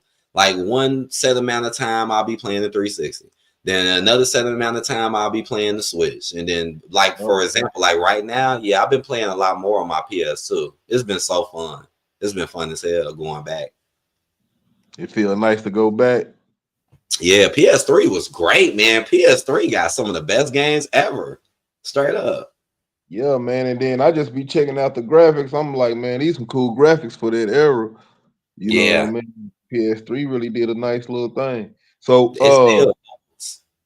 when the PlayStation and the Nintendo, the 64 came out, which one did you have? I was more of a PlayStation person. Like my first console ever that I ever like owned was a Game Boy, original Game Boy. Then it was NES. Then it was Sega Genesis. Then it was PlayStation. I barely ever played an N64 growing up. Huh? You never had the Super Nintendo? No, I never had a Super Nintendo. I had a Genesis though. Well, yeah, I remember they kind of had their little battle going. We had both because they both had good games. So, oh yeah, Super Nintendo is a classic. I mean, I had a few friends who had them. But nah, man, most like me and most of like my family and stuff, we was just like some Genesis nuts. And then once we moved from Genesis, we moved to PlayStation. That's how we were, like, until I got older, Yeah. So you had the Game Gear too? No, I didn't have the Game Gear. No, that was rare, right? Like I had some homies with it. When they know they had trouble with batteries. You was the G. You had a plug. Yeah, you can have a plug too. Did you have a Game Gear? Yeah, I had a Game Gear. I like Game Gear though. Like Sonic was really cool on there. It was. No, man, it was just like a cool experience for that time. I was like, shit.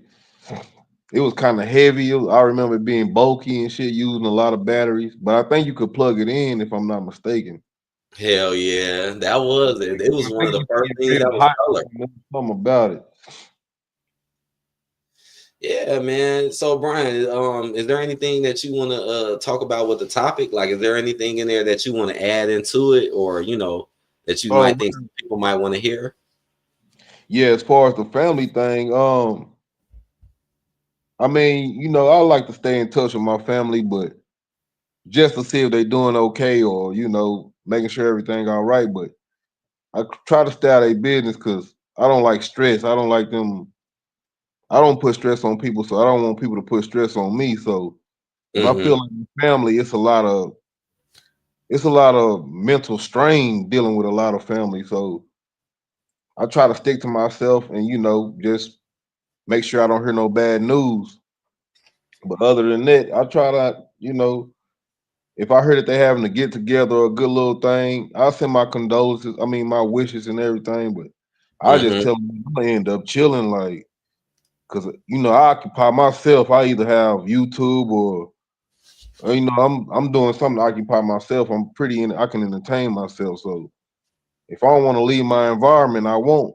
And they to them that might seem like I'm being funny acting or acting lonely, but in reality, I'm just like, shit, I feel like I'm more safe and less stressed right here. So I'm gonna just stay. I feel you. Like I felt the same way. Like I used to come around certain family members and I used to really go out my way. I did. I used to go out my way because I love them, you know? But at the same time, it's like, do they have the same love for you? Or do they make you feel comfortable? Are they good people? Like all of that is important. Like, yeah, it's okay to keep in touch and, you know, but at the same time, it's like you gotta look at people for who they really are. And you can't let things blind you. You know, because a lot of people, just like relationships, it's like sometimes when people get in a relationship, they'll get blinded into what people really do because they're so head over heels. And I feel like it could be with family too. Like, oh, that's my brother. Like, I love my brother, but you know, you still see what your brother is doing. Because, you know, sometimes everybody isn't always doing the right thing, you know? Right. And then I don't make excuses for evil people in my family. Like, I'm gonna get away from you, and I'm not gonna go around bashing you. But if somebody come up to me and they said something bad about you because I know you really not a good person, I know that person might be telling the truth. I can't take your side if I know you really not a good person. So it's just I feel like we're more naive to our family because we give them titles, you know, they uncles, brothers, cousins. Right. So they mean more, you know, that mean more than a stranger, but we gotta keep it real out here. If you're a bad spirit, you just a bad spirit. Yep. And a lot of times the bad spirits are the ones that the family will be looking up to. Because that's how my family was. It's like everybody kind of looked up to my aunt. But my aunt wasn't doing anything. She just had money and shit. You know what I'm saying? But she wasn't really a great person. Even to this day, she's not. And what be getting me, I'd be like, don't nobody else see this? Right. Like, damn, am I the only person that see this bad person? Like, everybody else act like this is just the greatest person. I'm like, y'all don't see this? And what's so sad about it is sometimes you could say stuff and you will have 100% proof and facts to back up what you're saying, and they'll just ignore it and overlook it. Like they'll just act like, and sometimes they'll even act like they're listening to you. But then, like I said, next thing you know, you hear them later on in the phone talking to that same person, and you hear them talking stuff about you. Like, huh? You absolutely right. And that's why I learned to be so, that's why I'm so to myself now, because I'm like, it never worked. Doing all that other stuff never worked. So maybe this is the only thing that'll work. You know, trying to explain yourself, trying to say who doing this and what. And it really just turned back to bite you anyway. So I just learned to keep it all to myself now. I agree. It's a lot of people who I promise, man, like I didn't want to cut them off. I didn't, but I just had to because it's just like, you know, it's like sometimes people feel certain things about you, but they just don't want to say it. And it's just like, come on, just instead of acting it, just say it. And maybe we can get to a resolution, or maybe we can go another way. You know, a lot of times they will just feel certain things about you, but they never say it, but they'll act upon it. And then they expect you as a person to not notice it. And then when you call them out, then you see the realness. Yeah. So do you have like a family that go like a lot of church family members and stuff like that? Nah, my family wasn't too much into it. I mean, it was some who were a little bit into it, but not too much into it. Nah. I've been around those who were though. I have. I had one of those families and they very judgmental, and you know, they got this certain mind frame. If you don't have that mind frame as them, you just a bad person and all that. So that was another big strain on our family because they rather believe whatever church had going on, they'll treat them better than the family. So that was kind of another thing that'll shoo you away from that situation. Right. And I understand. And that's wrong. Like you gotta judge people for who they really are, not based on that, you know, not based on that. And that doesn't always define a good person to begin with. And to do that kind of shows how they're not really good people. Because why would they be so judgmental over something like that, but not who they really are? That don't make sense. And most of them not good people, honestly. Just to be honest. I agree. I agree with that. But There are some yeah, good ones. Don't get me wrong. There are some good ones. oh yeah. Yeah. I'm saying they used to say questions like, why y'all not going to church? And just try to make you feel guilty about it. But me personally, I love to read the Bible scriptures. I love to research and stuff like that. But that just wasn't my thing. I just never felt, I just never felt nothing for it. But I just know that's another big thing in black families. Oh, yeah, that is another big thing. See, I didn't go through that, but I had friends who did. And I used to go to church with them every damn Sunday. I done went on church road trips with them and every damn thing. So it's like I kind of did get that experience, even though it wasn't really in mine. So I get you. Yeah, they gonna make your friends and cousins go with you, like. Yup. And I was the friend. I say one of my favorite parts about church. I mean, religion in itself, I done grown so much through spirituality and religion. It is insane. But like back then, though, one of my favorite parts was the music. Like I love the damn music. I used to be so hooked to the music. It was like a concert. Man, oh man, that boy, that's crazy. You got me really thinking back. Oh, I used to like the food too. Look at me. I used to like the food too. I did though. Hey, the only thing about the food service, I think we had to stay like longer or something. Because it was like I guess a longer service or something, but then that'll be the day they serve food. Oh snap. It sounded like it got a little low, your sound. Oh, did it mess up? Should I leave and come back in? Yep, it's good now. Is it echoing? It's good. It's good. It had got a little low for a second. Because I'm on my tablet. I think it kind of, my speaker on here is a little, I ain't sure. But no, I was just saying about services. And then they'll feed you at the end like, oh shit. I think some people only came for that. Like real talk. Or they only come on Easter and stuff like that. Like, oh yeah. Well, they only in there. Well, they only come in there to look for a damn a husband, or only come in there to look for a wife. They be doing, it'd be a lot of gossip in the church too. And you ain't, hey, it's just like a family. Yeah. Just like this topic almost, being in the church. It is. They put their stress on each other. They talk about each other. But if worse come to worse, they might have your back. That's pretty much how family work. It's been a while since I've been in one. Shit, I didn't been to white churches before. That was a different experience. I was about to say how they go. I mean, I enjoyed it overall, but it was different. It was different, man. Like how they church was compared to the churches I grew up with, But I guess it's cool to just see different things sometimes. And most of the stuff I did was because of the people I was around. They were like, "Come on, let's go here." I'm like, "Okay, I'll go." I'm gonna leave and come right back out. I think I got a little echo or something. Okay, I'll be right out. Okay.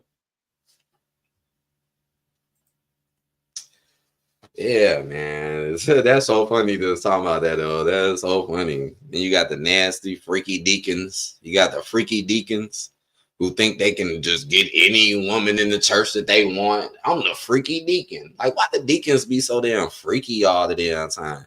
The damn pastors be freaky as fuck, too.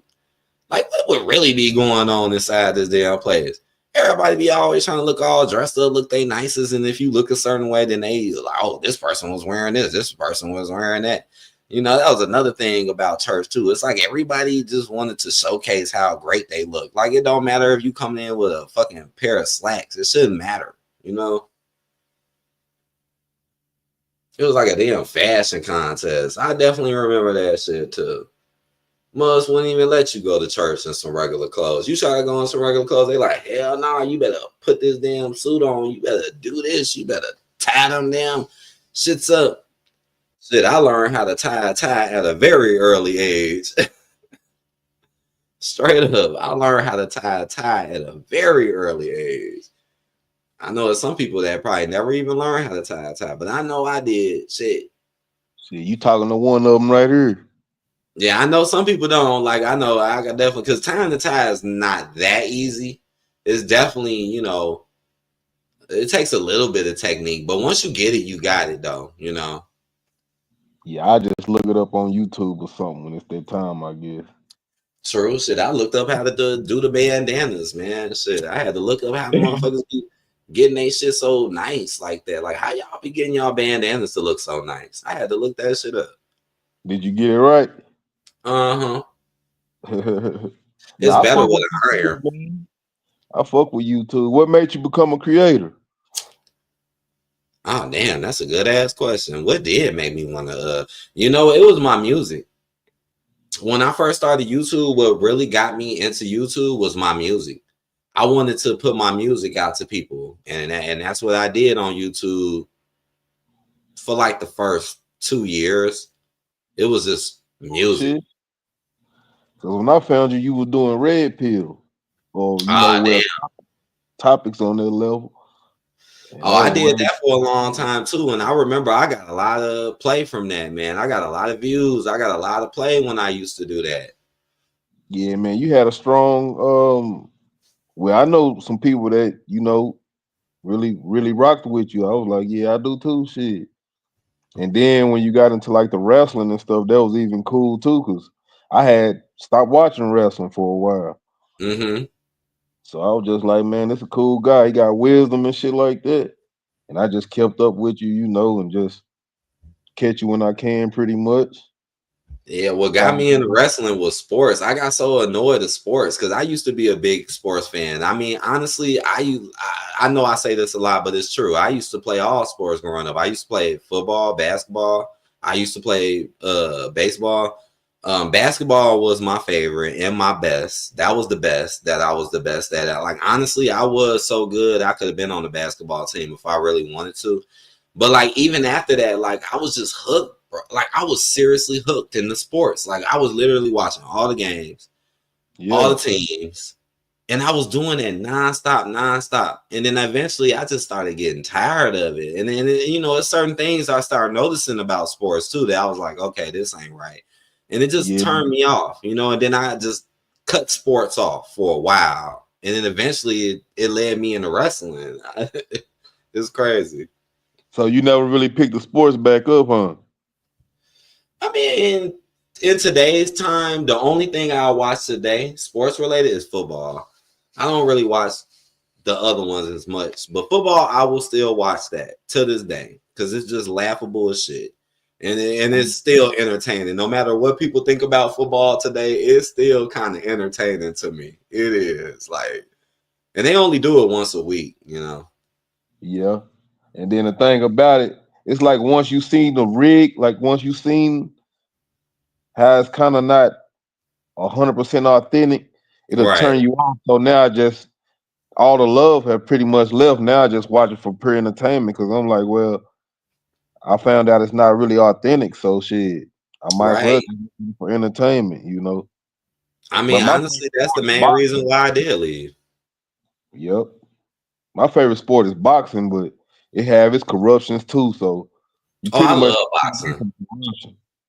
I love boxing. I would still make a new boxing game. I don't know why they stopped making boxing games. I don't know why.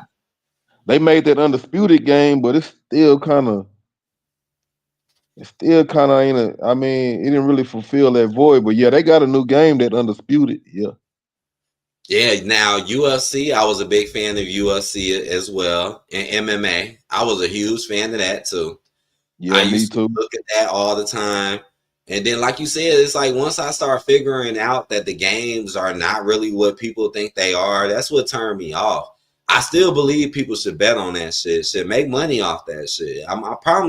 They need to do that shit in wrestling, man. They need to. What I was saying. But so in wrestling, do they have like premature I want to say like Outcomes. I mean not the outcomes, but because I know the outcomes premature, but like do they let people know? Like do some people know what's gonna happen?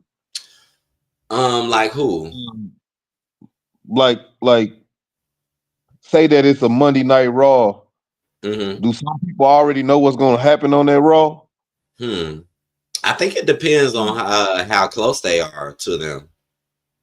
Oh, okay. So I think some people do maybe know. that'll mess up betting a little bit. Like it seems like people be having inside scoops on wrestling. No, you are right about that. Some people do. They do. It's some people I done heard some stuff from, and I was like, damn, you seem like you really do know what the hell's finna happen. Like, and they did seem like they got connections with what's going on. And a lot of the stuff that they said seems like it's definitely going to come true. Now, I have my own theories. You know me. Most of the things I come up with you be close to shit. Yeah, I don't know how you get like that. Like you should start like some type of club or something. You right about that. Close. Like damn. He said, "Hello, what's up? We will rise up. What's up?" Now you right about that, man. They need to bring it over here because overseas they do it more. Overseas, they got so many betting channels overseas, and then you try to go on them and they lock you out because you ain't from the country. Now I don't know how if using the VPN will work. I'm not exactly sure about that because it's gambling, but I'm pretty sure somebody done figured it out. Yeah.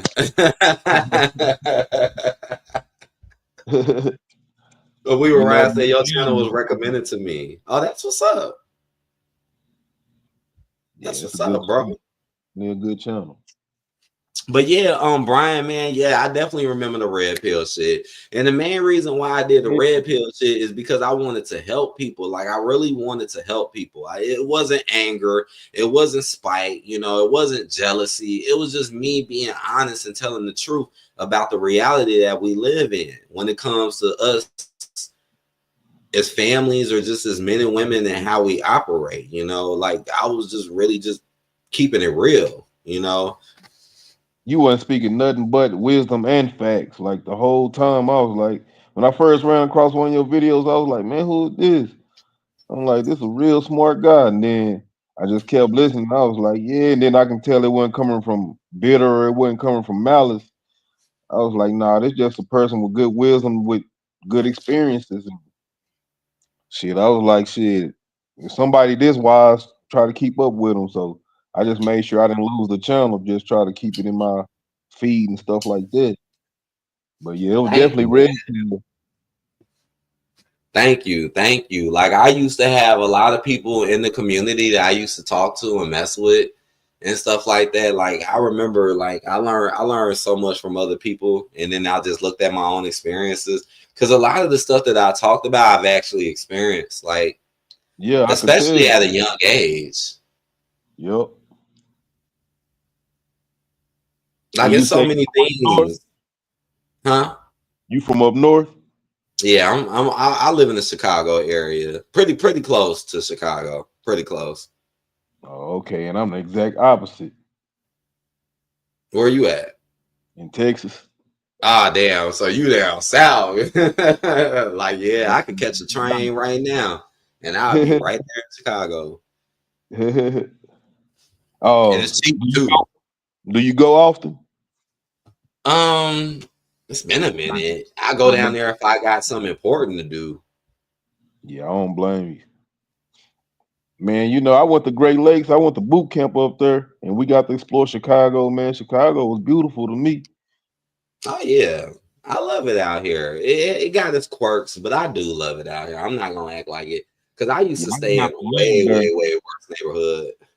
I didn't have to live there, so I don't know for a fact, but shit, it was a nice area, man. I was like, sure, I like it. Went to the Cubs Stadium and shit like that. Now, that's something I haven't done in a while. It's been a while since I've been to a Cubs game, and I've been to a couple of them. I've been to a White Sox game. Yep. I've never been to a Bears game, though. Never. I never been to a professional game, NFL. Nope, I never been to a real NFL game. I want to go to a boxing match. I have been to a wrestling match. It was here in town. That was pretty cool. I never did that either. I know, and people be asking me that too. People like, man, is you gonna go? And you was they in Chicago, you gonna go? I'm like, how am I gonna get y'all the news? Look at me. Yeah, I'm be like, nah, man, just stream it or just But it was actually they actually did like I guess a contribute to the legends. So they did like older wrestlers, But it was pretty nice. Oh, that's really cool because I love the wrestling history too. That's another thing that got me into wrestling, learning about the history. Like I remember watching it when I was a kid, but I ain't see everything. So going back and just looking at stuff really got me into it. Like a lot of people inspired me to do it because I just loved how they talked about it. Because I like everything about wrestling. Yeah, I talk shit about it, but that's only because it sucks now. But like when I first started back watching it, it wasn't even that bad. Just like when I was a kid, wrestling was the shit. For real. For real. So now you go back. Do you go back and like check like pay-per-views you couldn't afford, or like check events that was like good as hell, but you missed it? Like, damn, I remember. Yeah, I never watched the pay-per-views as a kid. Never. It was always like Raw, SmackDown, or we used to catch some of them, but I see what you mean.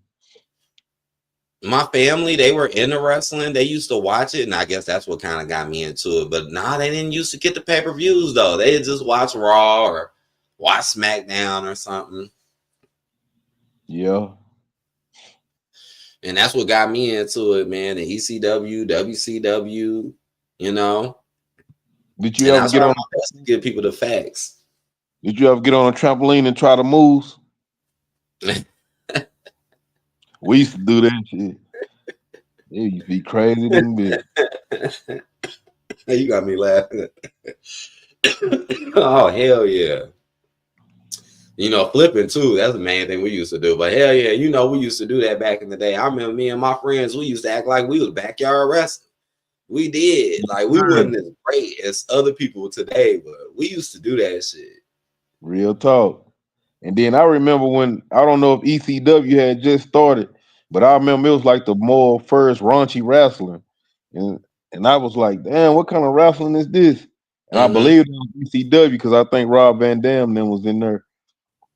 And they had like kendo sticks hitting, it was just a bunch of crazy looking shit. And I think it was like either on pay-per-view or like some cable channel. But yeah, man, wrestling was like a big part of I say from about 7 to 13, something like that. Yeah, me too. Rob Van Dam was one of my favorites. He was definitely one of my favorite wrestlers of all time. Definitely. When he came back to AEW, I was like, damn, this dude's still wrestling. I was like, oh shit. He's still wrestling? When he came back to AEW, what was that, like a year ago? Yeah, I think that was about a year or so ago. He came back. I didn't know that. Yup, and he still kind of got it a little bit. He still kind of got it. Do he still try crazy shit? Not as drastic, but he will do something crazy though. Yeah, that's just in him. He gonna try something. Yes, Rob Van Dam, man. I was a total fan of Rob Van Dam. It was crazy seeing him come back, just like with Matt and Jeff and them. They came back once TNA. Now they basically back in the WWE now, basically. The only thing I really don't like about some of that is if you just come back and we can just tell like you just bad built now, or you just can't make the moves no more. Mm-hmm. If you just doing it straight for the money, it kind of look bad. But if you still can kind of keep up, like somebody like Rey Mysterio that still can make it look okay, right? I feel like that's good. But if you just over here just out of shape and just trying to make money, it kind of look bad, Oh yeah, I give Rey Mysterio props because Rey Mysterio is in damn good shape for his age. People don't know Rey Mysterio old as hell. How old is Rey now? He like 40 something, right? He gotta be like at the least. I remember him growing up. Like I remember watching him as a kid in WCW, Rey Mysterio Jr. with the question marks. I remember that. He had he used to do the little crazy moves. I remember when they took his mask off and they made him run around without a mask for a long time, for a good minute. Yep. Because he used to be like, to start the show off would be like kind of in the first hour of the show. And then he started getting more popular and he started becoming more of a main guy. Right. Durante said RVD can still fucking go. Ain't Mr. B. Yes, RVD. I was watching. I was so surprised to see him back in AEW. And AEW do be a little more hardcore to me than WWE nowadays. So he belonged there. I felt like they was always a little more hardcore. Yeah, because WWE, they don't really be as hardcore like they used to. Yeah, I think they kind of part of the woke era or the towing the line, I guess, mainstream. But they used to be shit. My mom used to be like, what they showing? What wrestling showing? Oh, your sound went down again. Is it kind of tripping? Okay, there it go. It's back. Okay, yeah. But I used to be like, WWF used to be kind of raunchy. Like your parents would be like, what y'all watching? Like it might be a crazy scene in wrestling back in the day. No, you're right. Cover your kids' eyes. Like and it's on USA Network back in the day. Like, damn, what's going on? Oh man, there's some things in wrestling they used to do back in the day. I used to be like, damn, they was really doing that? Like for real. For real, bro. Pushing the line. That is so true. And it made me think when they went to Netflix, because when they went to Netflix, I remember they were saying it like, oh, it's gonna be raunchy again. It's gonna be doing this because it's on Netflix. And that didn't happen. That's what I had. For real. It's like all we got was like maybe worse language, but that's it. That's it. So what you say, the first show is still the best show so far? Let me see. In the first one, I remember the first one was kind of lit. They put the bag on it. Yeah, the first one was lit. It was because they had everybody there. They did. You know what? The first one was because the second one was like right back to normal. It was like watching Raw on USA. So, yep, the first one was the best one. Honestly, it was. And maybe I say that the next best one was maybe the one after the Rumble when Cena first did his shit. Maybe that, or the one after the Rumble. I mean, even the views explain it, right? How did they go from like 6 million now to hovering around 2? Like, how? Dropped off like that? Yep, it started at close to 6 million that first episode. And then it's ever since then, this has been dropping, staying around 3 or 2. The lowest they got is the 2.6, and that was in February. And it's never ever risen back up to a 4 or none of that. It's just been like floating around 3. And this is WrestleMania season. That's not. It should have never been taken off USA. Yeah, that's what I was saying. I was like, what was the purpose? Unless they saying more people stream than they buy cable now or something. Maybe it's the cable thing. What I think it is, I think that USA was like, hey, you got to pull some bigger numbers or you're going to have to go. That's what I think it was, because they had literally Raw and NXT. And now NXT is on CW and now Raw is on Netflix, but now SmackDown is there. Because that's all I felt like they wanted to manage with. Because I remember before they got the Netflix deal. Yeah, they got SmackDown now on USA. 3 hours. Oh, gosh, those 3 hours are hectic.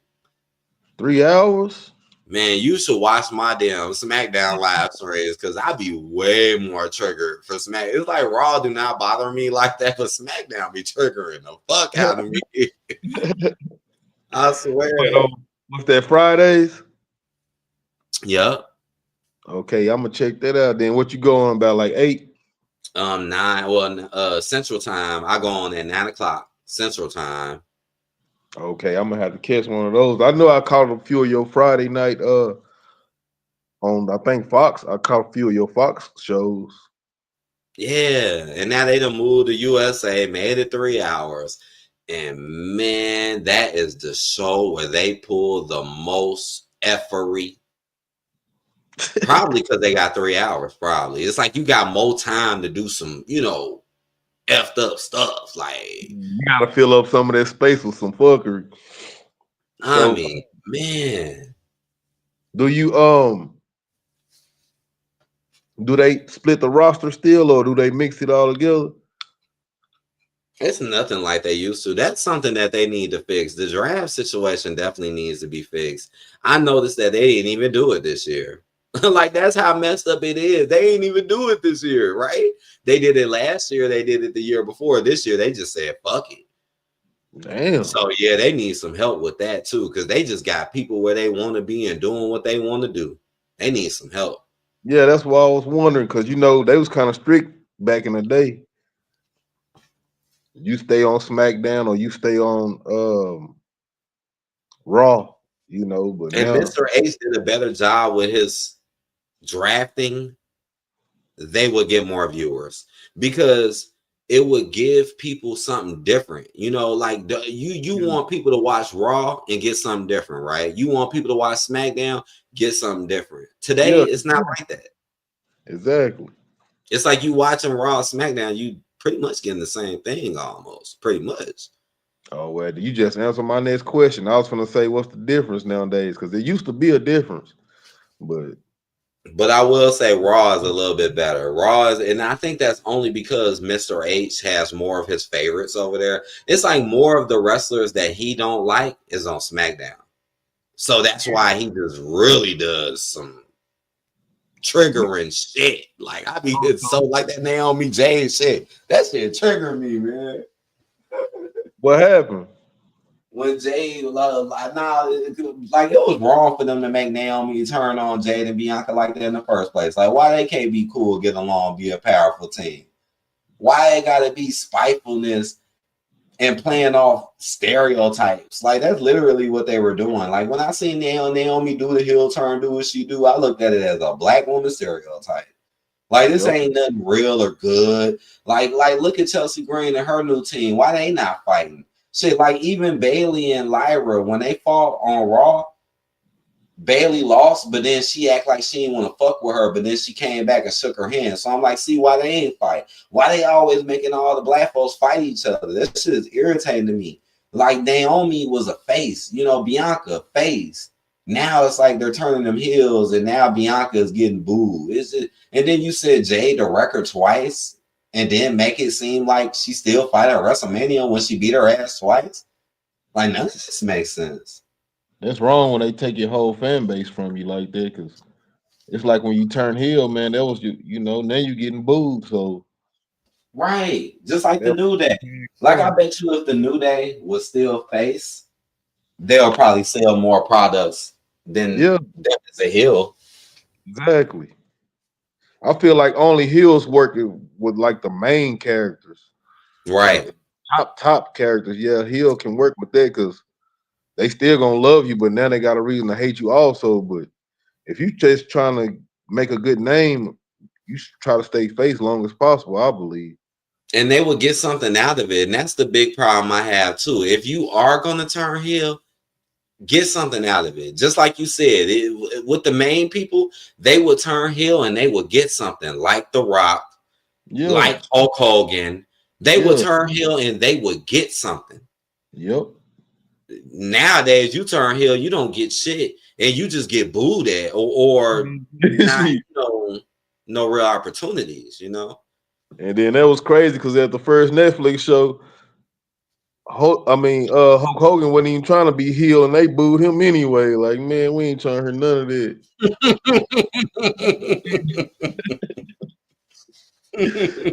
I was like, man, they ain't trying to hear none of that. They was so many people so triggered from that too. Why are y'all booing him? He made wrestling. Why are y'all booing him? Yeah. They was in Los Angeles, right? They was in LA. Yep. That was the LA crowd who did that. Damn. Man, you know I was seeing as political, but you know, people was trying to take up for him, but it was like, man, the crowd feel what it feels. I think it's a lot of different reasons why they booed him. I think one of the main reasons why they booed him is because they don't like him promoting that beer. I think that's one of the reasons too. Because remember, he was promoting that beer and stuff. Like, dude, why you know, I think people kind of felt that, like, okay, you just trying to promote. But I do believe it's other reasons as well, not just the whole racism political thing. That could be a part of it too, but I do believe it's other stuff too. Yeah, I think Hulk Hogan is hard to like, and I've never really just liked him like that either. But just to me, he just been hard to like, and then a lot of wrestlers kind of say he hard to like. So I don't know if that's his spirit or not, but it was so crazy when I seen it, man. I didn't even know they was doing it. Just like with Bianca, I didn't even know they was doing it. It's like people had to comment and say it, and they was like, "Look, they're booing him," and then I paid attention, like, "Oh shit, they are booing him." like damn. I was not expecting that. When Hogan first came out, I was just too shocked in the fact he was there because you never see him. For real. Like, I wasn't even in that state. I was in that, oh my God, she's here state. Like, that was me. Yeah, I wasn't in a booing mode. Like, I don't know how that what made them like that, but I was just happy to see the first little Raw show on Netflix, and then whoever popped out, I was just, you know, entertained by whoever came out. They was like, boo. It was, I was very like, star heavy. Very star heavy. It seemed like Triple H had whatever strings he had, he started pulling them bad boys. That man threw a bad. That man turned into the Monopoly man, boy. That man had it all. I thought he was just going to traject up from there, but I guess not, you know. Dang, man. That's why I'm trying to think which one was the best one after that. And I think it was the one after the Rumble or after the Chamber, because people wanted to know what would happen afterwards. Like, that John Cena stuff was crazy. It was. So I know that made people tune in, but it wasn't no close to 6 million. It was more like 3.1. I wonder how they get their views on there now. Like, are they all subscribers? Did a lot of people subscribe just for wrestling, or what? I guess it is. I guess it's kind of like YouTube. They do have a bigger platform worldwide, but the hard part about that is everybody isn't into it. That's just the thing. It's like you got to do something to get people into it. And I think that's a big problem today. Like, back in the day when, like, we was growing up, they did things to get you into it and to think that it was cool. Yeah. Like we were saying, we had a conversation a while back through the chat, and we was like, the wrestlers was more rock stars back then. Right. They'll be on commercials or be on T-shirts or like be hanging out with athletes or just more of a superstar then. Now it's just like you stuck to the wrestling world. Like, you don't really go past that. You just kind of stay inside of it. Shit, I feel like the last good thing they did with that was with Bad Bunny. Bad Bunny won me over. He won me over. He did. Huh? Was he wrestling? Yeah. I didn't know. Ain't he like a Spanish singer or something? Or a rapper, Spanish rapper. Yeah. He won me over, man. That was at what event was that? It was in Puerto Rico. It wasn't Backlash.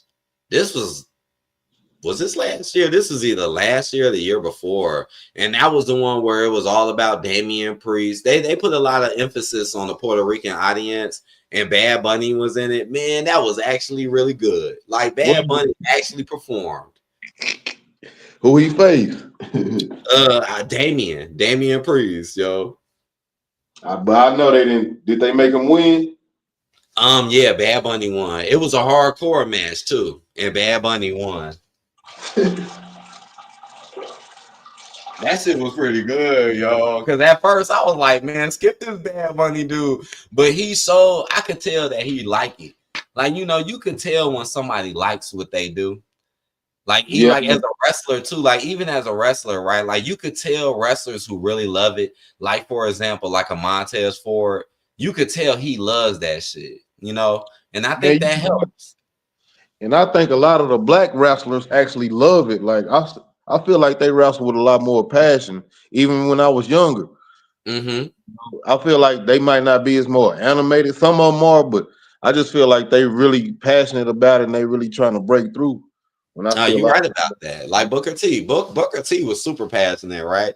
He was so into the shit that he did. And he started the Rock Bottom. He the one had the book in. Yes, he did start that with the book in. He so did. He hit you with the book in. I remember him and the Rock had like a little back and forth, and I think some kind of way they kind of brought that up. And Booker T had to let him know, like, shit.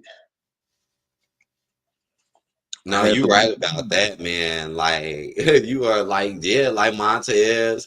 He's definitely into it. He's definitely into it. Be into it, man. Shit.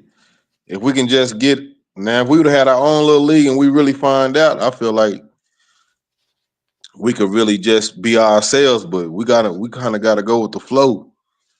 How shit worked out now. No, I agree. It could be something, you know, just like New Japan and just like the Luchadors. They got their own thing.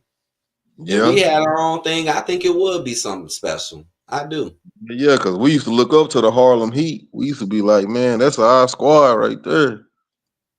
Oh, hell yeah. I like Harlem Heat. I like their entrance music too. They had a good ass entrance song, man.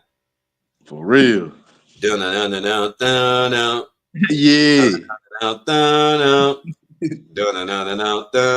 That shit was lit. You sure right, man. Harlem Heat, man. It's crazy that they turned him against, you know, that was his brother, right? I believe so, but you never know if it was really his brother or not. Right. I'm like, was that really his brother? What his name was? Oh shit, man. Stevie, what's his name? Stevie Ray. Stevie Ray, yep. He looked like him. He looked like he could have been his brother. It looked like they could have been brothers, yeah. I remember when they turned them against each other. I remember when that happened. I can't remember when they did that. I know they did it, but I just can't. I never got to see when it actually happened, you know. Yep. And then that's when after that, that's when Booker started taking more of a singles. Because he was, right? Booker T was mainly a tag team dude at first. I think that was the plan to get Booker more up. Because Stevie Ray, what happened to him after that pretty much? He had a singles career too as a heel. Now, I do think he did click back up with Booker for a slight amount of time, but I don't think it lasted that long. He never got as big as Booker. Yeah, because shit, Booker had, well, I think he won a heavyweight championship one time. I think he might have beat Goldberg. Oh, I'm trying to remember. Matter of fact, he did win it towards the end. It was towards the end he won it. I can't remember who the hell he won it from, though. Now that I can't remember. But I do remember him winning it. Not, but I know it was a pretty big name, Booker T beat. I wonder, was it Jeff Jarrett? Because Jeff Jarrett was pretty big towards the end. I wonder, was it him? Yeah, they used to piss me off because when I seen Jeff Jarrett getting all the main shit, I was like, Jeff Jarrett. I remember when he had this little weird haircut and he used to start the wrestling off. But I guess he worked his way up. He was like a weird ass dude, like Jeff Jarrett. And then they come in the Royal Rumble third. Man. Who is this guy? Shit, I was mad as hell when Roman Reigns came out at like number 16 this year. He did? Roman Reigns coming out at 16. That's foul. Now, how many wrestlers they got now? Overall? 30. 30? Okay, yeah. Oh, that's foul. 16. Jay Uso came out after Roman, which is crazy. And how long did Roman stay? To the end? Close to the end. That's where this whole beef with him and CM Punk got started. Yeah, exactly. He done already fought off 15 people. Shit. Yeah, it was close to the end. It was close to the end. Jey Uso came out at number 20, and he won it. Oh, he won it? Mm-hmm. Damn. I remember Royal Rumbles used to be lit. I need to give it a chance, but I was just so used to those rock stars back in my era. It used to be like, shit, everybody came in, had a little name back then. Like, damn. It was more versatile, kind of like rap music. Like back in the day, rap music was versatile as hell. Yeah. Shit, honestly, some of that music you play, man, everybody seemed like they got, I mean, you know, it's kind of got trap beats and shit like that, but everybody seemed like they got their own little style and little, you know, their own little rhythm or something. Cause I was like, damn, who are these? And I always, every time you do some of your videos and shit, I be like, who are these guys? It's like I ain't never heard none of them, and it tripped me out because I usually keep up with music. I'm like, I don't know none of these, but I fuck with all of them. Oh, that's what's up, man. Oh yeah, man. I know a lot of people, and like I said, that's mainly because I used to do music. Like I have literally over 200 songs to this day. I haven't done any new songs in some years, few years, but I got 200 songs. What you probably got more than 200, huh?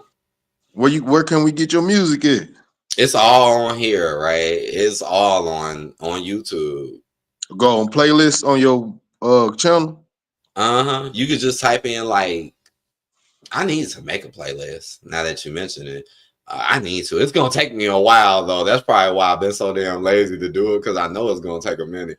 But yeah, just type in like, you know, like song or rap or beat or something, you'll see it. Or you know what, another good thing to do if you want to see all my music is just go on my channel, go to my videos, and just go to oldest. Oh, that'll be the easiest way. That's how I know a lot of them, because a lot of them I actually got songs with. I mean, I look back, I swear, I look back at some, because honestly, I can't remember all my songs. Some of them I know every word by heart, but not all of them, because I got so many. And I was just looking back and I'm like, damn, I got the song with this person. I was like, damn, I got the song with this person. Like, I literally forgot. Like, it's been that long, you know. That's all I was doing. Like, man, that's all I did, man. Shit, I didn't even play video games back then. Like, back then, I didn't even play games. I was just doing music. Man, you know, that takes a lot of courage to put your art out there, you know. So, salute. I respect that, man, because, you know, everybody ain't comfortable with people hearing their art form or their artwork. So I salute that. Oh, hell yeah, bro. I used to be the type of person who used to be afraid. Like I did. Like I used to be afraid to just rap or sing in front of people. I do it with my homies, but I used to be scared as hell to do it in front of other people, because I used to, you know, be intimidated. But over time, I just grew out of it, and I was like, you know what? It got to the point where I just wanted people to hear it, because I wanted to know what people thought, you know. But I know what you're saying though, Brian, because it's true. I used to be scared. Like, I remember people used to be like, "Oh, kick that freestyle for me real quick," and I just act all shy and shit. I used to do that. Especially when people put you on the spot, like, ah, damn, why you got to put me on the spot like this? Yes, but nowadays I will do it, right? Nowadays I will do that freestyle on the spot, right? Oh my gosh, man. And the way, like, even just being a content creator, like, just the way your talent can take you nowadays, you never know. And it don't even matter age range no more. It's just about talent and what the new hot thing. So you never know. You're right about that. You are 100% correct about that, bro. 100%. You could come up with like a great theme song and it can get real streams and popping and be like, damn, that's one of the new guys now. So just, you know, just keep going, man. Whoever got talent, just keep showing it. Yeah, and if you ever want to know too, like, I need to just start posting that. I used to do that. I used to post it. I should start doing that again. But if you ever want to know who they are, I will post it for you. I'll tell you the name and the track so you can find it. Man. Like, it seems like you just have one after the other. So I'm trying to figure out how I can get an algorithm where my shit just be like that too. Like if one day I'm just on some real, just chill type shit, and I want to hear some cool ass songs one after the other, create me a nice little playlist or something. Cause I'm like, man, it seems like almost every one of them songs, they might be a little different or whatever, but they easy to get into, and I like most of them. Like, damn. No, you right. Some of the songs I forgot about, or I grew up in that era, but I don't really remember it. Like, for example, like the early 90s. I don't remember the early 90s as much as the mid to late 90s. Right, right. So when I hear a lot of that early 90s classic, I'll be like, damn, why the fuck I didn't know about this? Just like that Domino song, Ghetto Jam. I love that damn song. Like, I'm so late to that fucking song. I'm late as hell. And that's crazy because the songs you play, yeah, I don't even care if they knew or not. They knew to me, but it seemed like they knew, like some of them. But I'm like, shit, they knew to me. I mean, the first time I heard that song, boy, I ain't know what the hell he was saying. Here we go, here we go.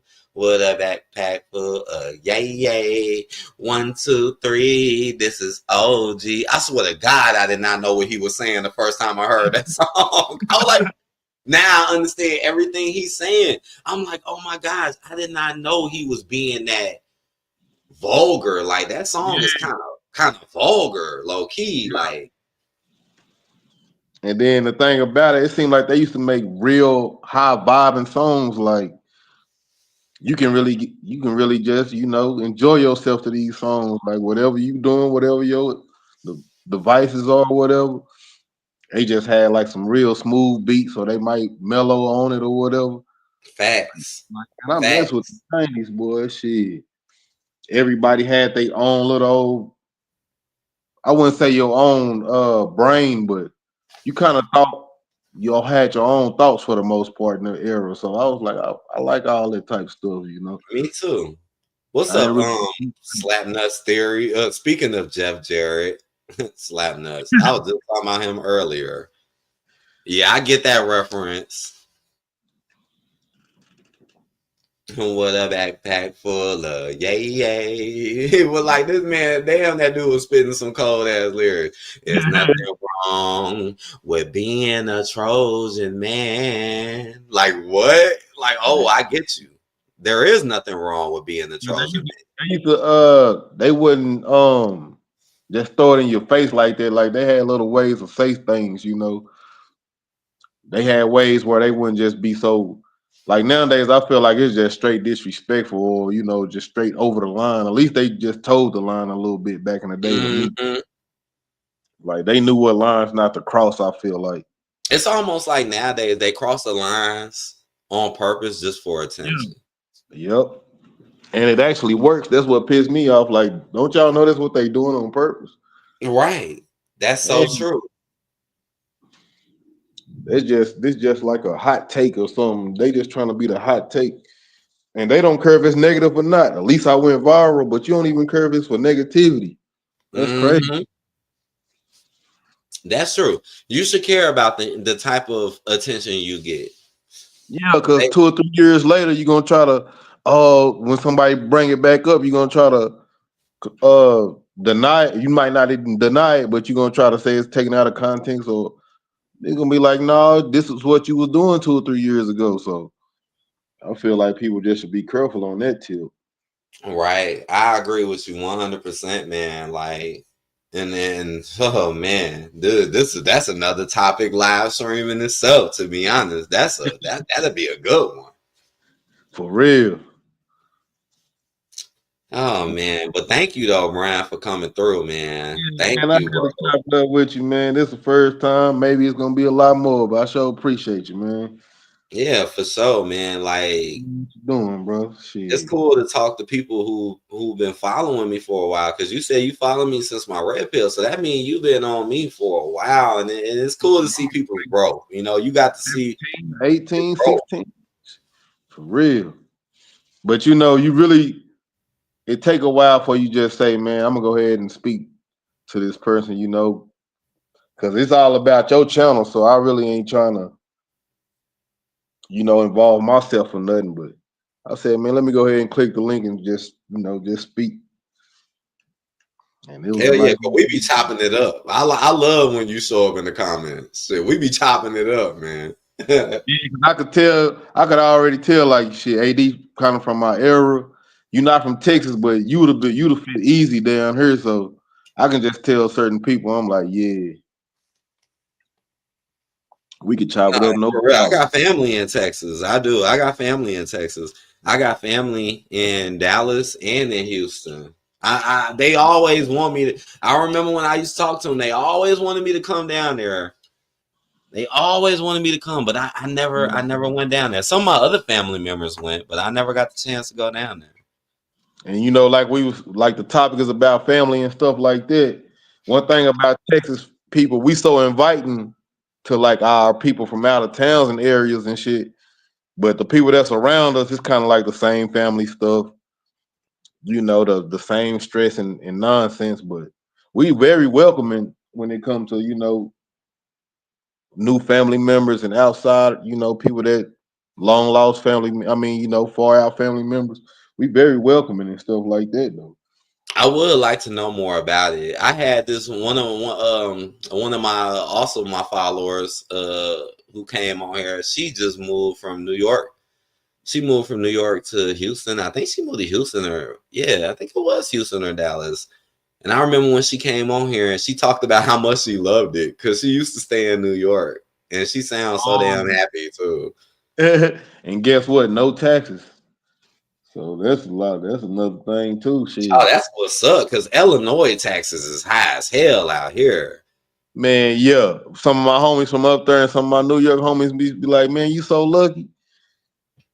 I was like, man, I thought it was normal. I didn't know they had to pay that much. I was like, dang. Yeah. I remember when it hit real hard. It didn't used to be so bad, but then it just got ridiculous. Outside it said, I love this channel. I definitely got to pop up on the stream when you put. And then last time I did a stream, so it was at least about 4 or 5 of us up here. So, hey, keep coming, right? Keep on coming through because, I'm going to invite you. I'm going to let you talk. Like, even if you don't like what I say, I'm going to still give you a chance to talk, I always leave that door open. So, AD, how does it feel to have a new subscriber? Like, whenever you get a new subscriber, does it make you feel like you still feel good after all these years, or is it kind of like you wish you had a lot more? It's so confusing with this channel. This channel, they be playing games with this channel. I gain them, I lose them, and stay the same. They never show me who the people are. You never know if they keeping it real with you either. So that's kind of messed up. Now the wrestling channel, oh, I love it because that one's new. That's a new channel. So every time something happens, I see it and I can see the growth. And it's amazing. Every time I get a new subscriber, I love it. I've only had that channel for like 2 months and I've gotten over 100. So I love it. And they actually show me who subscribed too. Unlike on this channel, I don't know what the hell. Maybe because it's so older subscribers. I don't know. It's confusing. And then you know that they all there for actual wrestling. So that's another big benefit too. That's why I got to clean this channel up. I'm going to clean this one up. There's some things I'm going to keep, but I'm going to clean it up. And I'm going to make it more direct. But for now, this is pretty direct, though. I am on something. I just got to put a little bit more time into it once I figure out exactly what I want to do. Already. When you going to be live again? On this channel? Huh? When you going to be live again on SmackDown? Yeah. On the wrestling channel, I'll be live this Friday. On the wrestling channel. Now on this channel, I probably might be back live again Thursday, but if not Thursday, it'll probably be Saturday or Sunday on this channel. Okay, I'm gonna stop by, man. I sure appreciate talking to you, brother. No problem. You take care, my man, and thank you for coming through, bro. All right, you too. Keep doing what you're doing, bro. Yes, sir. Already. Outside of saying not as bad as Jersey, we got the second highest taxes right now than New York. I know New York taxes are super high. I know.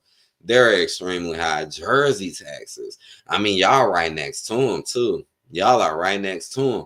So damn. Man, these Illinois taxes are ridiculous. I mean, property taxes are insane out here. For real, like property taxes. Oh gosh, that's why rent is so high. Like rent is high, man.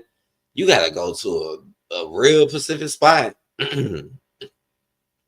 Outside, I said you're chill, and I can't stand some of these other YouTubers. I called into this one dude's show, and he just threw me over to the side because he wanted to debate, not someone who was agreeing with him. Wow, I wonder who that person was, outsider. Like, even if I don't agree with you, I'll at least let you know, like, we can agree to disagree. Like, you know, now if you agree with me, oh, I'm really turned up for the family and squad, but I'm not gonna like shun you or something. Like, sometimes I can be a little overzealous when it comes to things, but I'm not gonna like put you to the side or nothing like that, because it can add to the conversation. Outside, I said Jody's Corner. That was his name. Oh shit, who was that? You could have had me look them up. Who is that, man? I remember somebody came on here not too long ago and they told me about this channel, and they was like, yeah, you should go look at this. And it was somebody I ain't never talked to before. And I looked and I was like, who the hell is this? And it was just a whole bunch of people who was watching them and shit too. Let me type that in. Look, I'll type it in real quick. Let me see who this is. Damn, you said they tossed you out, man. They put you to the side, man. Let me type this in. Damn, it popped right up. Then they must be a little popular, because it pops right up. I ain't even had to type the full thing out. Outside, I say he does a lot of videos on movies and comic book films. Let me see. Oh, I see it. He got 209K subscribers. I never heard of this dude. Nah. I never heard of Jody's Corner. Let me see what he do. He got 3K videos. Damn, he got a lot of videos. Mission Impossible, Final Reckoning. So he did a live stream. Let me look at his live streams. All right, Superman, Minecraft movie. Yeah, I know people talking about that Minecraft movie. Superman trailer reaction. That got a lot of views. Damn, that got over 100K. Playing tabletop games live. What the hell was he doing? Damn, he booted you out, man. Why he do that, man? Why he do that, man? Outsider, you a cool dude, man. You a cool dude, man. You want me to go over there and talk to him? You want me to go over there and talk to him? I'll go over there and go talk to him. I'll be like, hey, man, why you put him over there like that? Why you do him like that? I would, though. I would. He'll look at me like, who are you? Who are you? Who are you, King of Spades? Who the fuck is King of Spades? That's what my name is. And don't say it twice, homie. I'm just joking. Y'all know I'm just playing. I would do that, though. I would defend you. Outsider said he did a live stream talking about Superman and Fantastic Four trailers, and I called in and was agreeing with him. And he was like, you have a nice night, and just hung up on me. Why the hell would he do that? Like, I just don't understand that. Like, why would he? Damn, that's messed up, man. Especially if you was agreeing with him. I wonder what you said about the Superman and Fantastic Four. See, I ain't see that. I think I did see that Fantastic Four trailer. When the hell is that coming out? Because I think I did see that. I know I seen the Superman trailer. I seen that because Anthony, he was in the chat earlier. Anthony, he always tell me about the new movies. And I remember Anthony, he kept coming in like, yo, you need to check that Superman trailer out. And I watched that shit and I was like, okay, this is pretty interesting. It was interesting. It was. All right, guys. Thank you, man. Thank y'all for stopping by. I'm finna go ahead and go chill out. I'm gonna play some songs. You know, I'm playing at least 2 songs before this stream in. I'm gonna pour me another cup. I don't know. I might play something for a little bit. I don't have to get up early in the morning. Well, no, I kind of do. Damn, I just thought about that. I do gotta go somewhere tomorrow, but I don't have to get up that early tomorrow. So I'm just gonna chill because most days I wake up early as hell. Most days I'm up at like before 7 o'clock. Y'all don't see me on here because I be doing shit, right? It's like my nighttime be more of my time. That's why y'all always see me like later. Notice y'all never see me in the day because shit. I'll be having to get up early as hell, man. But not tomorrow, though. Tomorrow, I don't have to get up so early. But I hope y'all take care, man. I hope y'all have a very good one, man. Like, much love to y'all, man. Like I said, man, honestly, I couldn't do this without y'all, man. I appreciate y'all input. I appreciate everything that y'all do for me. I appreciate y'all showing up. I appreciate y'all sharing y'all thoughts. I appreciate everything about that. Much love to y'all. Shouts out to the family and to the squad. You feel me? To the family and to the squad. You know what I'm saying? Shouts out to all of y'all, man. Y'all deserve it. Y'all deserve it. Y'all are wonderful people. Y'all are great. And I'm going to holler at y'all on that later, too.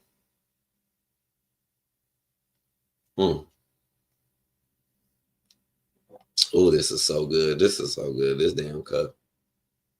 I'm enjoying every moment. Peace out, y'all. Mad Max shot this nigga.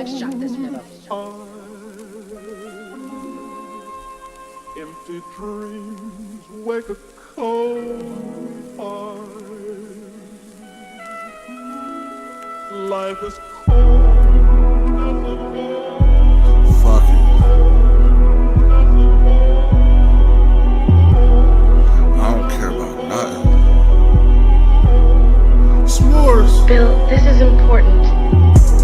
Posted up on the block, you know where I be at. Take his ass for a walk, you know I'll be back. Hopped inside my car, you know it's big like that.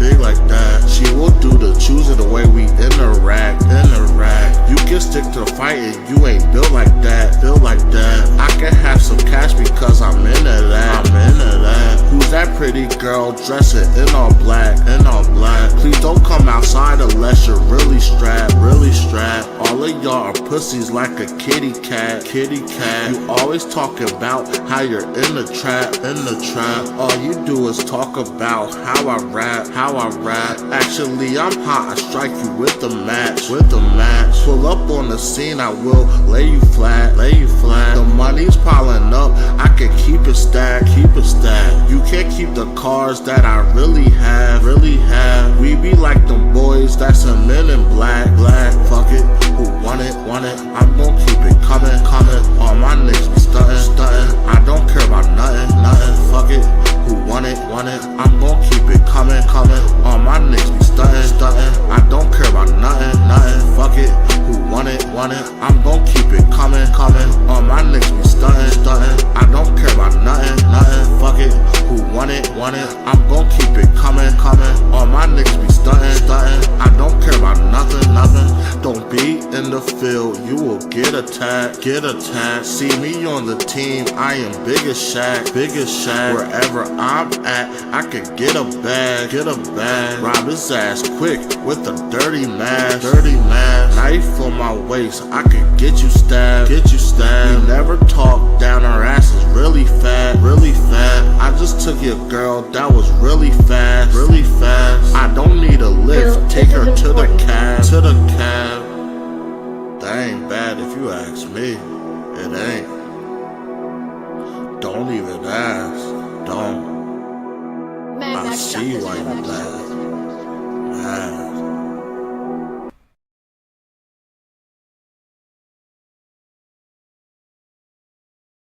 Shit, I'm gonna kill this one, bruh.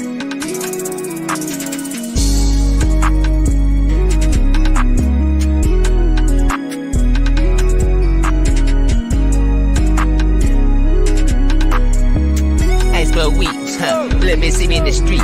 She sucking my dick like a leaf. She all on my skin like some fleet. Where they gon' be? I don't fuck with the police.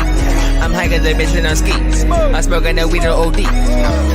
I smoke reefer. Take a picture, bitch, from Mona Lisa. She giving me brand like a teacher.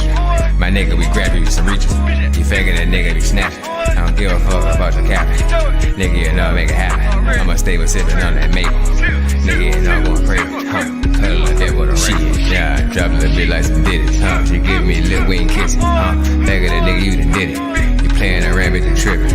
I'm popping the beans, got me tripping. Wait, nigga, I been living. Get about muscle up, nigga. Yeah, I'm increasing my nigga, I'm stacking. You figure that nigga, you lacking. I never motherfucker made it happen. By myself with my nigga. What you say, my nigga? Yeah, I did it. I'm high as the bitch and I'm tripping. You fucking around and I get you. I smoke weeds, let me see me in the street. She sucking my dick like a leaf. She all on my skin like some fleet. Where they gon' be? I don't fuck with the police. I'm high cause the bitch in on skis. I smoking that weed on OD.